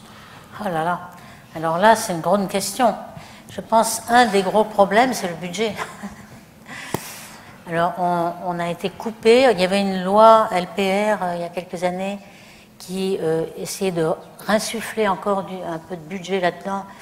Il a été promis, des milliards étaient promis, etc. Puis tout d'un coup, ça n'avait pas été réalisé. Et puis récemment, il y a encore des coupes et des coupes. Il faut bien reconnaître que, comme vous l'avez vu, l'actualité, nous avons une dette qui tout d'un coup a gonflé. Et donc il faut faire des économies. Alors dans ce contexte de faire des économies, on ne va pas demander encore de multiplier notre budget avec plusieurs milliards. Ça va être difficile. Et ça fait déjà des dizaines d'années qu'on nous promet un budget plus grand. Donc je pense qu'en recherche en France, c'est surtout ça. Quand on regarde par rapport aux Allemands même, qui sont bien plus... la recherche en pourcentage du PIB en Allemagne est bien plus grande. On espérait atteindre 3%, mais on en est à 1%, etc. C'est beaucoup, hein. Et aux États-Unis, il y en a beaucoup. En Israël, c'est même 4%. Il y a des Corée, c'est 5%. Nous, on est vraiment, au point de vue recherche, un budget très contraint. Donc on y arrive quand même à faire quelque chose, hein, surtout dans certains secteurs. Par exemple, nous en astrophysique, on ne se plaint pas trop parce qu'on a des instruments mondiaux. On a par exemple avec l'ESO, ce qu'on discutait tout à l'heure, que l'Europe s'est unie ensemble en 1960. Donc maintenant, tous les pays d'Europe sont obligés, il y a un contrat, on est obligé de donner tant par rapport à son PIB. Donc l'Allemagne, l'Italie, l'Angleterre aussi le fait, même après le Brexit, elle est toujours dans l'ESO. Et donc, on est obligé, même si la France se fait des coupures, on ne peut pas couper ce budget-là. Donc, on a des contrats, on a un télescope spatial qui a été lancé, on a lancé JUICE vers Jupiter en 2023, on a lancé Euclide européen, c'est toute l'ESA, hein, c'est le European Space Agency. On a lancé plein de satellites et là, c'est bon, on bénéficie aussi, puisqu'on travaille avec les États-Unis, le James Webb, on a plein de programmes acceptés sur le James Webb, qui a coûté 10 milliards d'euros, donc on ne peut pas se plaindre, parce qu'on a des grands équipements. On est en train de préparer un télescope radio, SKA, Square Kilometer Array, en Afrique du Sud et en Australie, et là on participe à SKA, même la Chine participe. C'est un télescope mondial, il n'y a plus de compétition, c'est tellement gros que c'est mondial, et à chaque fois on a du temps sur ces télescopes, et au point de vue gros équipements, on n'en manque pas. Alors, ce qu'on va peut-être manquer un petit peu, c'est les postdocs, etc. Mais heureusement, on a l'ERC qui nous permet d'avoir, au niveau européen, des postes, etc. Mais c'est vrai que pour le soutien de base et les petits crédits, alors par contre, il y a d'autres secteurs en recherche, biologie, où ils sont dans leur laboratoire avec les crédits qui dépendent uniquement de la France et de leur local. Alors là, ils souffrent beaucoup. Ils n'ont pas de gros équipements qui dépendent du monde entier. Alors, en ce moment, justement, on va peut-être en parler, mais c'est dramatique parce qu'ils avaient beaucoup de collaborations avec les instituts de santé des Américains, NIH. Et là, les collaborations sont en train de se défaire, elles sont en train d'être coupées. c'est assez dramatique, parce qu'on était quand même mené par la recherche américaine, et il y a beaucoup de choses qui vont tomber, et on se demande ce qui va arriver. Enfin, pour l'instant, ça date depuis un mois ou deux, donc c'est pas encore... Mais par exemple, il y avait le National Bureau of Standards, le NIST, qui fait une spectroscopie atomique et moléculaire, où il regarde tous les atomes, les molécules qui sont dans l'espace et qui ne sont même pas sur Terre, et puis avec leur taux de collision, etc., qui nous donne des bases de données dont on se sert tous ici, qui sont bien au-delà des moyens que l'on pourrait faire en France. En France, il y a de la spectroscopie aussi moléculaire, mais à un niveau inférieur. Donc là, heureusement, on a des bases de données qui ont des miroirs partout, donc on ne va pas les perdre. Mais s'ils arrêtent de faire de la recherche, ces bases seront gelées, et on n'aura plus de progrès. Donc là, tout ce qui est fait aux États-Unis, dont on bénéficie beaucoup, va tomber. Et là, on se pose des problèmes. Mais donc, pour la recherche en France, elle est très pauvre depuis longtemps. Et donc, on essaie de pallier avec notre énergie à essayer quand même de travailler quand même. Surtout en collaboration avec les Américains. Je vous propose qu'on s'installe ici pour continuer l'échange. Je regarde mon micro comme ça.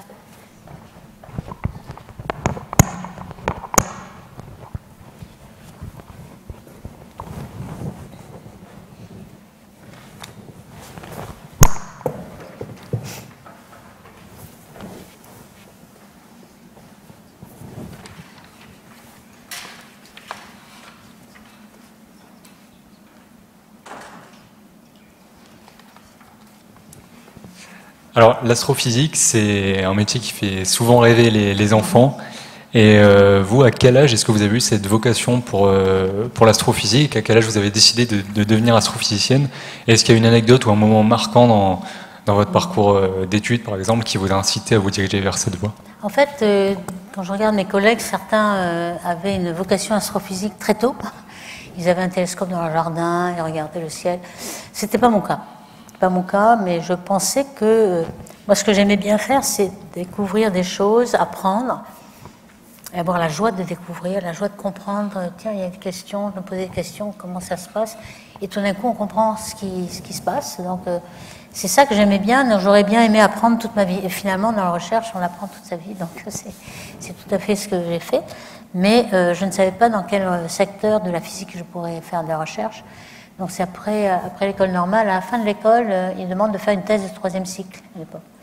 Donc j'ai fait un peu la tournée de laboratoire. J'ai compris qu'il y avait un groupe qui essayait de refaire une cosmologie nouvelle. Ils pensaient que quand on sort du Big Bang, on a l'énergie donne la matière, l'antimatière à égalité, puisqu'en fait la matière et l'antimatière sont exactement identiques. Même aujourd'hui, au CERN, on arrive mal à déterminer pourquoi il y a un petit excès de matière sur l'antimatière. L'excès est de 1 milliardième. Hein. Pour qu'on existe aujourd'hui, il faut qu'il y ait un petit excès, sinon tout se serait annihilé aujourd'hui. Donc il y a un petit excès, on ne sait pas pourquoi. Et alors, donc, à l'époque, il y avait Roland Omnes et puis Ivry Schatzman qui avaient proposé qu'il y ait une séparation, un peu comme l'huile et le vinaigre, entre la matière et l'antimatière. Il y avait des galaxies de matière, des galaxies d'antimatière. Quand elles se rencontraient, elles s'annihilaient, donc il y avait des rayons gamma. Et sans doute, aujourd'hui, on détecte les rayons gamma beaucoup plus facilement. À l'époque, il n'y avait pas encore trop de contraintes. On pouvait encore supporter ça. Et nous, on avait calculé la nucléosynthèse primordiale, c'est-à-dire dans les premières minutes de l'univers, il se forme à partir de l'hydrogène, de l'hélium, du deutérium, les premiers éléments. Et ça dépend du nombre de neutrons, de protons et de matière, antimatière, etc. Et si c'était symétrique, eh bien, on ne formait pas du tout ce qu'il fallait. On formait trop d'hélium. Or, tout l'hélium qu'on voit à la surface du Soleil vient du Big Bang. En fait, il s'en forme un petit peu par nucléosynthèse dans l'étoile, mais c'est négligeable. En fait, l'hélium qui fait 25% du total en masse, il vient du Big Bang. Donc ça, on ne pouvait pas, et donc on a montré que ça ne marchait pas. Donc c'était très intéressant, mais un premier échec. De toute façon, il faut bien regarder que la recherche, c'est toujours un échec quelque part, mais on apprend de l'échec, parce qu'en fait, on voit que cette piste ne marche pas, on en prend une autre. C'est un peu comme la matière noire, on a vu qu'il y a plein de pistes qui ne marchaient pas. Maintenant, on sait de quoi n'est pas fait la matière noire, mais on n'a pas encore, on ne sait pas encore de quoi elle est faite, mais on a beaucoup éliminé de pistes. Et donc ça, c'est ainsi que j'ai eu la vocation, c'est de faire de l'astrophysique, qui était très très intéressant. Vous avez vous-même une grande expérience de l'enseignement à l'ENS, à l'Université Pierre et Marie Curie, maintenant au Collège de France, et vous supervisez aussi de nombreux doctorants, parmi lesquels 40% poursuivent une carrière académique, presque la moitié sont des femmes, ce qui sont des chiffres anormalement élevés dans le milieu. Que souhaitez-vous transmettre en particulier à vos élèves de votre vision de l'astrophysique? Eh bien, justement, en fait, quand on a des étudiants, on travaille ensemble en fait sur un sujet donné, donc on leur inculque l'expérience, parce qu'ils n'ont pas d'expérience, ils ne connaissent pas bien, donc, mais enfin, ils ont des talents, ils ont plein de talents qu'on n'avait pas, par exemple, calcul en Python tout de suite, etc. Nous, il faut qu'on s'y mette, parce qu'on est toujours en Fortran ou en C.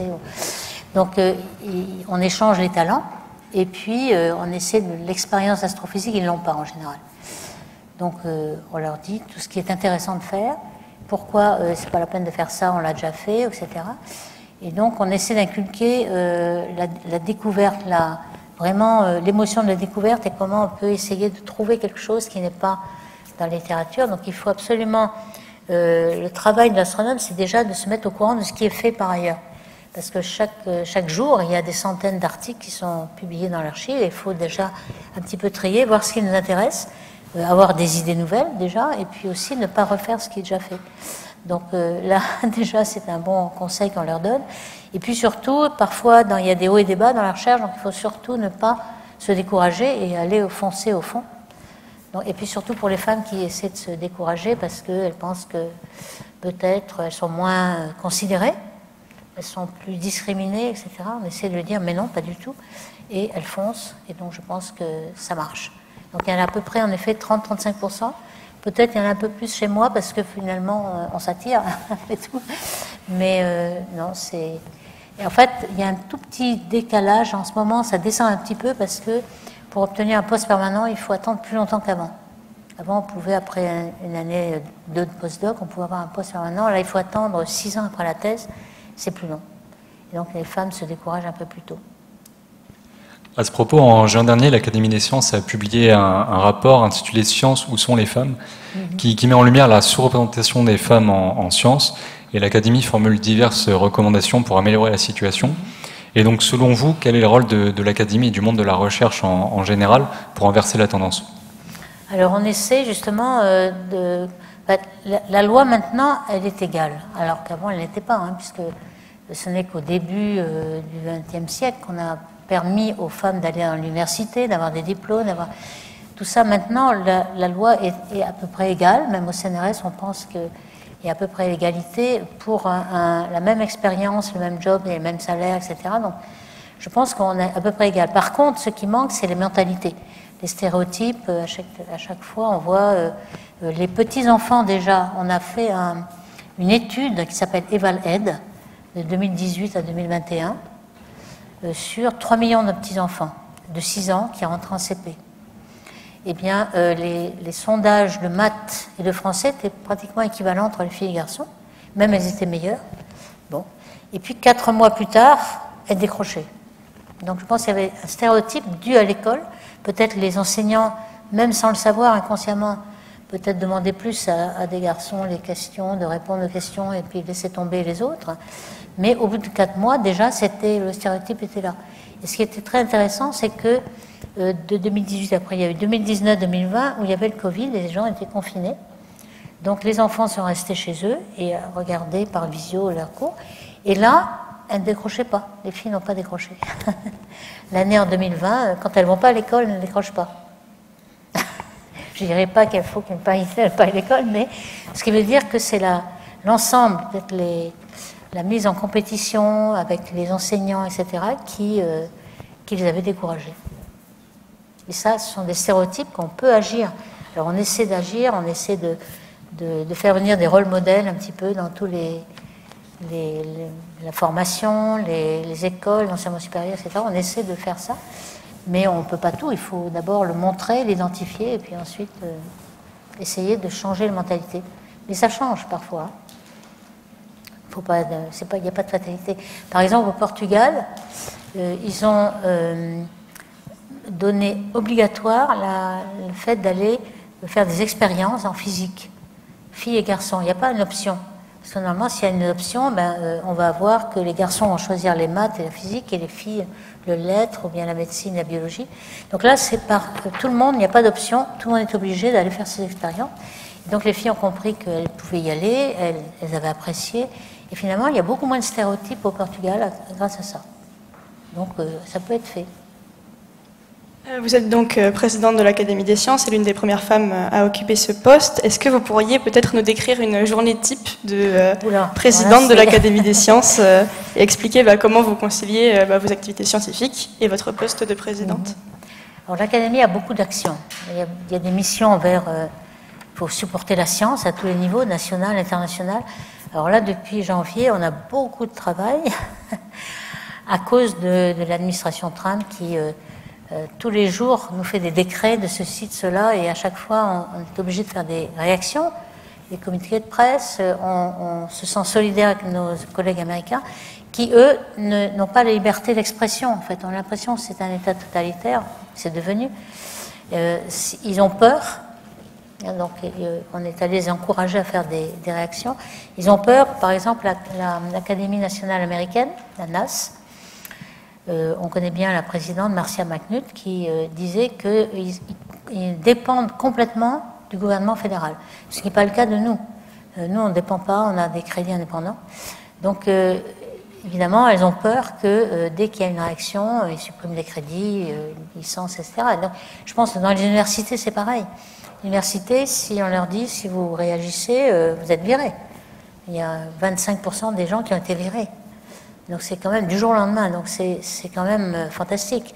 Donc on essaie de les soutenir, on essaie de proposer. Alors on a proposé au gouvernement français qui a bien réagi aussi d'accueillir certains scientifiques peut-être au niveau du tenure track qui ont été coupés et qui vont peut-être s'implanter en France pour... alors ça peut être des Américains, mais c'est peut-être des Français qui étaient là-bas qui vont revenir. Ça peut être aussi des Européens qui vont revenir, donc ça... Et puis, on a demandé à l'Europe aussi, la Commission européenne devrait faire. On a fait une demande pour que 5000 accueils de scientifiques, de réfugiés scientifiques, comme on l'a dit, et ça ne ferait même pas 1 milliard. Donc, sur le niveau européen, ce ne serait pas une énorme quantité. Et donc, il faut que l'Europe accueille ces Américains pour... Donc ça, on le fait. Donc, il y a d'autres actions. On fait des groupes de travail pour des sujets donnés. Par exemple, on l'a fait sur les forêts, ça a eu beaucoup d'impact. On l'a fait sur les PFAS, on en parle beaucoup en ce moment. On s'est aperçu que les PFAS n'étaient pas aussi horribles que prévu. D'abord, ils n'étaient pas éternels, on pouvait les détruire. Et puis, beaucoup de PFAS n'étaient pas aussi nocifs ou toxiques que prévu. Donc, on fait un petit peu ça. On sait qu'il y a énormément de recherches à faire, parce qu'il y en a 4000 ou 5000 PFAS. On n'en connaît que 5 ou 6, donc il faut le travail. Mais enfin, tout ça, on l'a fait. On a fait aussi des rapports qui nous ont été demandés par le gouvernement sur l'hydrogène, par exemple, sur les énergies renouvelables, sur le nucléaire, etc., etc. Donc on fait des rapports comme ça. On le voit plusieurs fois, donc la présidente regarde tous ces rapports, etc. On fait de l'enseignement aussi. On a monté la main à la pâte. Récemment, on a fait aussi des séances de main à la pâte où on essaie de former les enseignants en sciences, parce qu'il y en a beaucoup qui ont peur d'enseigner la science parce que ce sont des littéraires et ne connaissent rien. Ils ont peur d'être dépassés par leurs élèves. Donc on fait des cours. Il faudrait qu'on le fasse encore plus. Là, on a essayé de les former, mais il faudrait qu'on propose des cours clés en main où ils n'ont plus qu'à le prendre et l'enseigner. Donc on va essayer de faire ça. Et puis on donne des prix aussi pour reconnaître et récompenser les scientifiques qui ont fait des découvertes, et que ce soit femmes ou hommes. Justement, on essaie de faire la même chose pour les femmes. On a 80 prix par an. Donc 80 prix, ça fait énormément, il faut qu'on les choisisse. Pour chaque prix, il faut qu'il y ait au moins 4 candidats, 3 ou 4 candidats. Il y a des jurys, c'est nous et le jury, donc énormément, chaque année, tout ça. Donc ça vous donne un petit peu la journée type. Par rapport à ce que vous disiez tout à l'heure sur l'importance des collaborations internationales, par exemple pour les observatoires, comment cette coopération entre pays contribue à l'avancée de la recherche et quels pourraient être les impacts des décisions prises par l'administration Trump sur l'avenir de ces collaborations? On est en train d'essayer de le faire, surtout en biologie, parce qu'on a vu qu'en astrophysique, il n'y a pas trop encore d'impact. En biologie, aux instituts de santé, là c'est dramatique. Donc on est en train de faire un groupe de travail qui va aller très vite, peut-être en un mois ou deux, pour identifier exactement, pour quantifier un peu. On voit qu'il y a des gros impacts, mais il faut les quantifier. Alors il y a même une ingérence de l'administration Trump sur les entreprises françaises, que ce soit l'université, etc. Les universités qui ont un petit peu d'argent de collaboration, on leur a dit, surtout, vous arrêtez de faire l'inclusion, la discrimination, le fameux DEI, sinon on coupe tous les argents. Donc il essaie d'imposer ses vues, quoi. Il y a des mots interdits, par exemple le climat, comme ils sont tous climato-sceptiques dans l'administration, il ne faut pas utiliser le réchauffement climatique, c'est interdit, il faut contourner, utiliser d'autres mots dans les publications, etc. Et donc lorsqu'on a des collaborations, on est obligé, enfin, ils proposent, hein, on réagit, on n'oublie pas, mais ils proposent. Pour l'astrophysique que je connais mieux, en fait on collabore énormément pour les grands instruments, pour les programmes aussi, et il faut bien dire que quand on a par exemple plusieurs 20 heures d'accepter sur le James Webb, ce qui se passe, c'est que les Américains, lorsqu'ils ont ce proposal réussi, il faut dire qu'il y a peut-être 10% des proposals qui ont du temps. Hein. Donc c'est déjà un accomplissement. Donc eux, ils ont tout de suite un postdoc pour réduire les données. Chez nous, même bien avant, ça fait 10 ans qu'on fait comme ça sur le Hubble, quand on a été en Hubble, ben on n'a rien du tout. C'est nous qui devons tout faire. Donc on a un niveau de recherche bien plus bas. On essaie de se débrouiller. Il faut dire qu'il faut aller très vite parce que au bout d'un an, toutes les données qui ont été obtenues sont publiques. Donc on se dépêche, on a la propriété pendant un an de ce qu'on a demandé. Et si on n'a pas fait la publication, quelqu'un peut la faire à notre place et il faut vraiment se dépêcher. Pour le James Webb, c'est pareil. Donc on voit que la collaboration internationale fait que tout le monde a droit à utiliser les résultats une fois qu'on a un an de publication. Donc, il y a énormément de collaboration. Et pour Euclid, c'est pareil. On a des Américains qui participent à notre manip Euclid. On a vraiment des collaborations mondiales. On ne peut pas l'arrêter. Parmi ces collaborations, il y a notamment des télescopes qui ont été implantés dans le désert de l'Atacama, au Chili. Et récemment, en janvier, il y a eu un projet d'usine d'hydrogène qui se situerait très proche de ces télescopes et qui sont donc dans une région cruciale pour l'astronomie mondiale et qui mettrait en péril ces observations. Comment la communauté scientifique peut-elle peser dans ces décisions pour préserver ces sites qui sont exceptionnels face à des impératifs qui sont Alors on fait des pétitions, on essaie de faire du lobbying envers des politiques, etc. En fait, c'est plutôt une question de lobbying, c'est pas une question scientifique, bien entendu. Et je pense que l'entreprise qui fait ça, elle pourrait se mettre ailleurs. Il y a un grand désert, on peut aller ailleurs, on n'a pas besoin de se mettre là. Et le tout, c'est que si elle se déplace, elle va demander énormément d'argent pour se déplacer. Donc son but, c'est de retirer quelque chose de ce site-là. Donc on connaît déjà, on avait déjà acheté pas mal de mètres carrés autour du télescope. Et puis là, c'est quand même un peu plus loin, on n'a pas pu acheter quand même tout le désert. Donc et c'est un chantage qui est fait. Donc les scientifiques disent pourquoi, etc. Mais à ce moment-là, il y a un niveau politique de lobbying que c'est pas nous qui le faisons. Donc là, par contre, il y a un autre danger, et ça, on a beaucoup travaillé sur les constellations de satellites. Par exemple, on a fait un rapport à l'Académie justement sur ces constellations de satellites. Alors, comme on sait, il y a beaucoup plus, il y a un nouvel aspect de l'espace maintenant. Autrefois, il y avait la NASA qui envoyait un grand satellite, peut-être une orbite géostationnaire. Il y avait Ariane qui envoyait un truc très très lourd. C'était 1, 2, 3. Maintenant, SpaceX a lancé l'envoi des milliers de petits satellites qui sont très peu chers et dont les fusées de lancement sont récupérables. Donc c'est beaucoup moins cher. Ariane est en train maintenant de s'y mettre aussi, d'essayer de voir si on ne peut pas faire ce genre de choses. Et puis, ce sont des satellites qui sont pour les télécoms avec basse altitude, donc ils ont une durée de vie assez limitée, ils vont retomber dans l'atmosphère, mais il y en a des milliers et il y en a qui sont beaucoup envoyés par la Chine aussi, par la Russie, il y a OneWeb, il y a SpaceX. Et puis l'Europe est relativement absente là-dedans. Donc on est en train d'essayer de faire aussi notre constellation de satellites, mais ça va prendre du temps. Et c'est très... il y a des bénéfices, hein, il y a du risque pour l'astronomie, il y a beaucoup de bénéfices parce qu'on peut couvrir toutes les régions du globe. Par exemple, SpaceX, c'est celle qui couvre le plus de régions. Par exemple, on a vu à Mayotte, lorsqu'il y avait beaucoup de choses détruites, on a demandé à une SpaceX de donner l'Internet, par exemple. Donc c'est ce qui fait la plus grande couverture. On a une certaine collaboration avec eux puisque ça avait des problèmes pour l'observation optique lorsque les satellites réfléchissaient la lumière du Soleil au lever et au coucher du Soleil. À ce moment-là, ça faisait des astres artificiels. La nuit, ça ne change pas grand-chose. Et la nuit, même le jour, en fait, on a une intelligence artificielle qui permet de... C'est des satellites qui passent très vite. Ça passe à moins d'une seconde, hein, puisque c'est la base. Et donc, on sait où ils sont. Et donc, on peut supprimer la détection des données juste avant et juste après. Et ça se fait automatiquement, et donc on ne le voit pas. Donc, optiquement, ça va mieux. En radio, ça va un peu plus difficile, parce que là, il y a aussi des rayonnements radio qui sont plus larges, en fait. Et donc là, ils ont aussi... on a prévu ce qu'on appelle un peu des coronographes, en fait, en faisant des interférences. On fait une interférence négative sur le satellite, on ne le voit plus. Donc ça se fait, et donc peu à peu, on arrive à se libérer de ces satellites. Mais on collabore avec SpaceX pour ça, donc ça se passe bien, pas trop mal.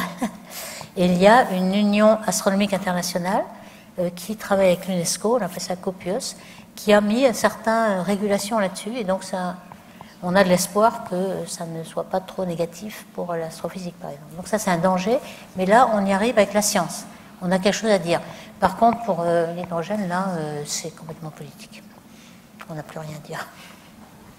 Vous avez parlé de l'utilisation de l'intelligence artificielle, et dans quel domaine de l'astrophysique en particulier, vous pensez que ça peut représenter une nouvelle résolution? Partout, c'est déjà le cas. Hein, c'est déjà le cas. On utilise des tas d'inférences bayésiennes et d'intelligence artificielle, des réseaux de neurones, des CNN, etc. Partout, dans tous les secteurs de l'astrophysique, que ce soit les exoplanètes, il y en a pas mal. En fait, on a beaucoup de besoins de recherche. Par exemple, on a avec Euclide 12 milliards de galaxies, mais on ne les voit pas tout de suite. Hein. Le ciel est très, très vaste, et il faut les trouver, ces galaxies. Donc il y a l'intelligence artificielle qui va nous les trouver. Ensuite, on fait le foyer là-dessus, et puis qui va ensuite nous aider à comprendre quelle est la nature de ces objets qui arrivent. On ne fait que l'intelligence artificielle dès aujourd'hui. Donc c'est pas dans le futur, c'est déjà présent. Autrefois, on avait une centaine de galaxies, on pouvait les regarder à l'œil, elles étaient proches, et Hubble regardait les galaxies une par une, ne faisait pas d'intelligence. Mais là, on en a déjà 11 millions, mais je ne sais pas comment on pourrait les regarder à l'œil. Donc là, c'est les ordinateurs qui les regardent pour nous, et puis les milliards, ce sera encore pire. Donc on est en train de faire les programmes pour être plus rapide ensuite, et pour les résumer, les détecter, etc. Vous nous avez expliqué que grâce au meilleur télescope du moment, on pouvait remonter dans l'espace-temps jusqu'à il y a environ 13,8 milliards d'années, jusqu'à une époque donc, où l'univers était un continuum d'énergie. Pensez-vous que la science pourra un jour apporter des réponses définitives sur l'origine de l'univers, ou est-ce que vous pensez qu'il restera toujours une part d'inconnu? Non, je pense qu'on en prend le chemin, puisqu'on a déjà une petite théorie d'inflation qui est un peu spéculative. Mais on va pouvoir peut-être la prouver, cette inflation, parce qu'en fait, l'inflation, c'est quelque chose qui est énorme de la dilatation, et ça fait une certaine explosion, en quelque sorte. Et donc, comme dans cette dilatation, il y a des ondes gravitationnelles qui vont se développer, énormes, et on va essayer de les détecter. Alors, pour l'instant, on a essayé de les détecter dans le fond cosmologique, mais c'était trop difficile, parce qu'il y avait beaucoup de poussière qui nous faisait un peu des signatures équivalentes. On est en train d'essayer de le détecter avec des pulsars. Alors les pulsars, c'est des étoiles à neutrons qui tournent très vite sur elles-mêmes et qui ont une période, il y a une période qui ont une milliseconde, c'est-à-dire elles tournent 1000 fois par seconde, avec une période qui est exactement précise. Enfin, elle se diminue un peu en fonction du temps parce qu'il y a des ondes gravitationnelles qui sont émises, mais on connaît 14 chiffres significatifs. Donc d'un pulsar qui est par exemple à un endroit donné, on en a pour l'instant 200. Avec le télescope SK, on va en avoir 20 000. Donc on va pouvoir avoir des pulsars un peu partout dans l'univers. Et donc si on a ici, un pulsar qui nous envoie avec une période de demi-seconde, et s'il y a une oscillation de l'espace, ça va être modulé. Donc la période qu'on va recevoir, elle va être modulée avec l'onde gravitationnelle. Et donc comme on a le 14e chiffre significatif, ça va être le 15e qui va être modulé. C'est très très petit, hein, mais on a beaucoup de chiffres. Et donc on arrivera à détecter, pour savoir s'il y a une onde gravitationnelle dans cette direction, dans cette direction, on arrivera à calculer où sont les ondes gravitationnelles dues à l'inflation et à prouver l'inflation. Alors si on a prouvé l'inflation, on a vu que c'était l'énergie du vide qui donnait les structures et l'origine de l'univers. Donc on arrivera à prouver cette inflation. Enfin, on va peut-être trouver d'autres problèmes. Hein. Donc à chaque fois, on a toujours l'espoir que, et puis après on découvre plein d'autres choses. L'exploration spatiale a un impact environnemental non négligeable. Et dans ce contexte de préoccupation environnementale croissante, est-ce que vous pensez que l'exploration spatiale reste une stratégie pour la société? Oui, parce que l'exploration spatiale n'est pas très polluante du tout. Enfin, celle qui est scientifique, je veux dire, c'est pas d'envoyer des hommes sur Mars, là ça n'a pas beaucoup d'intérêt. Sur Mars, on a envoyé plein de robots, il y a encore plein de rovers qui sont en train de se balader sur Mars, de faire des petits sondages, et puis nous envoyer les résultats. On a appris beaucoup de choses sur Mars avec quelques petits robots, mais c'est négligeable pour envoyer ça pour l'environnement, là. Il ne faut pas s'affoler, on ne pollue pas du tout. Donc, enfin, du moins un petit peu, mais c'est négligeable. Et on envoie sur Mars, puis après il reste sur Mars.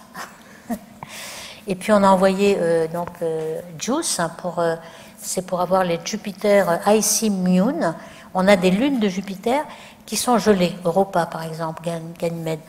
Donc on a vu dans les précédents voyages qu'on a fait près de Jupiter qu'il y avait beaucoup de glace.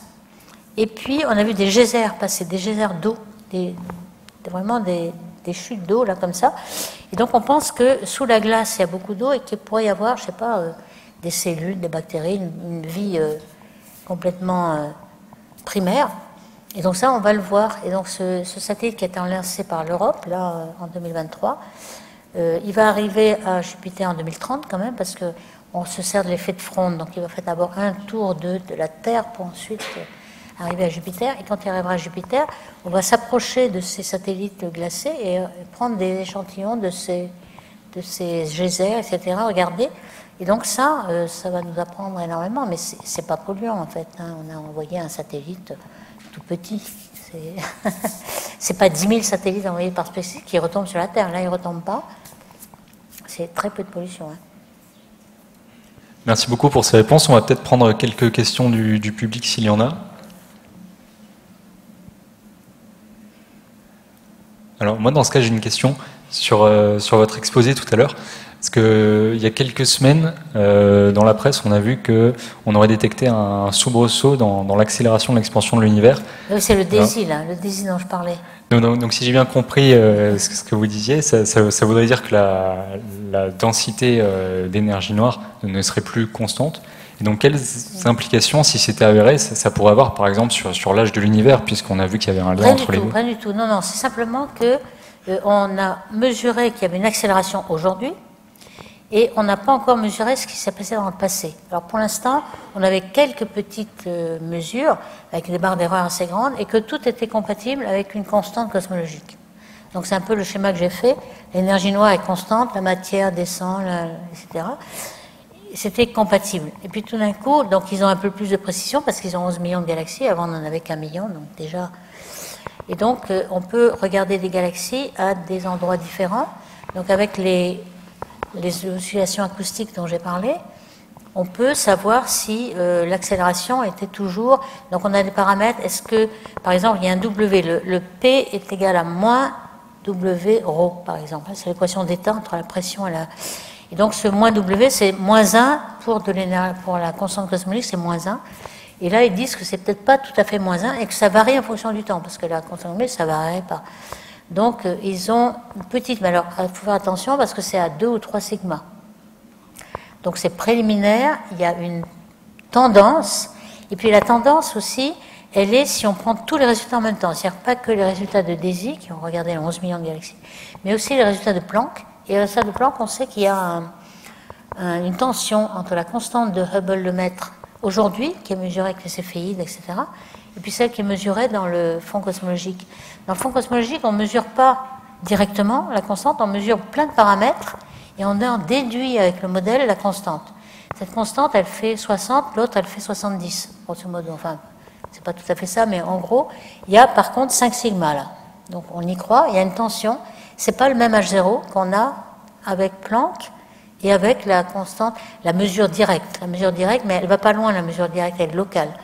Planck, c'est vraiment le début de l'univers. Donc, si on croit au modèle, alors, on croit au modèle, est-ce qu'il y aurait 4 neutrinos au lieu de 3? Alors, ça changerait la constante, puisque tout le modèle est là. Il ne mesure pas directement la constante. Et donc, là, ce qu'ont fait des IS, ils ont pris leur galaxie et ils ont ajouté les contraintes qu'on avait dues à Planck avec tout le modèle. Si le modèle n'est pas le même, leur constante, leur 3 sigma ne sera plus pareil. On pourra encore être compatible avec une constante. Vous voyez un peu la certitude. Donc, il y a quelque chose, une tendance qui est intéressante.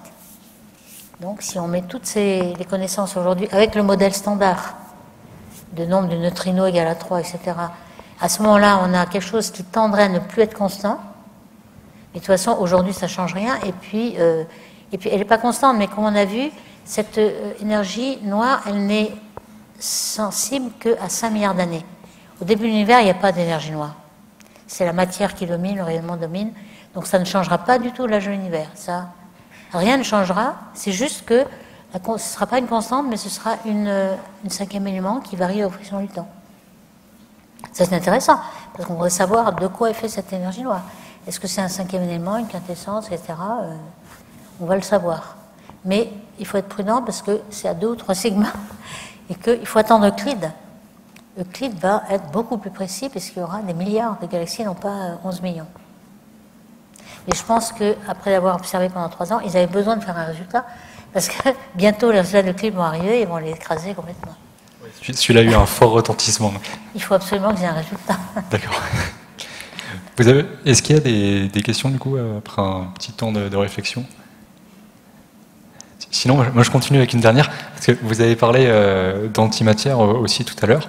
Et alors, donc c'est bien différent de la matière noire, si je comprends bien. Et donc cette antimatière, elle fait partie de la matière baryonique. Quelle quantité elle représente? Est-ce qu'on la détecte dans l'univers? Aujourd'hui, c'est zéro. Aujourd'hui, c'est zéro. Enfin, on arrive à le former, par exemple, dans les rayons cosmiques. À chaque fois qu'on a beaucoup d'énergie, on peut, avec un rayon gamma, faire matière-antimatière, autour des trous noirs, par exemple. Mais ça annihile très vite. Par exemple, il y a la matière qui arrive du rayon cosmique du Soleil, il y a un petit peu, puis tout d'un coup, quand on arrive sur Terre, c'est annihilé. Donc, on peut le faire au CERN aussi, on fait de l'antimatière, on fait des antiprotons, on fait des anti-électrons, on fait de l'anti-hydrogène. On a essayé de tester, voir si l'antimatière, elle tombait comme la matière. Évidemment, elle tombe comme la matière, il n'y a pas de photo. Mais on sait la fabriquer, mais elle s'annihile très vite. Donc, pour l'instant, dans notre univers, il n'y a plus d'antimatière, sauf quand on a beaucoup d'énergie, qu'on la fabrique, mais ça dure quelques secondes. Mais sinon, de durable, il n'y a pas d'antimatière dans notre univers, du tout. Du tout. Bon alors, merci beaucoup pour cette conférence qui était extrêmement intéressante. Merci de vous être déplacé, de nous avoir répondu à toutes ces questions. Je pense que tout le monde a bien profité de cet exposé et de ce moment d'échange. Donc, merci beaucoup. Merci.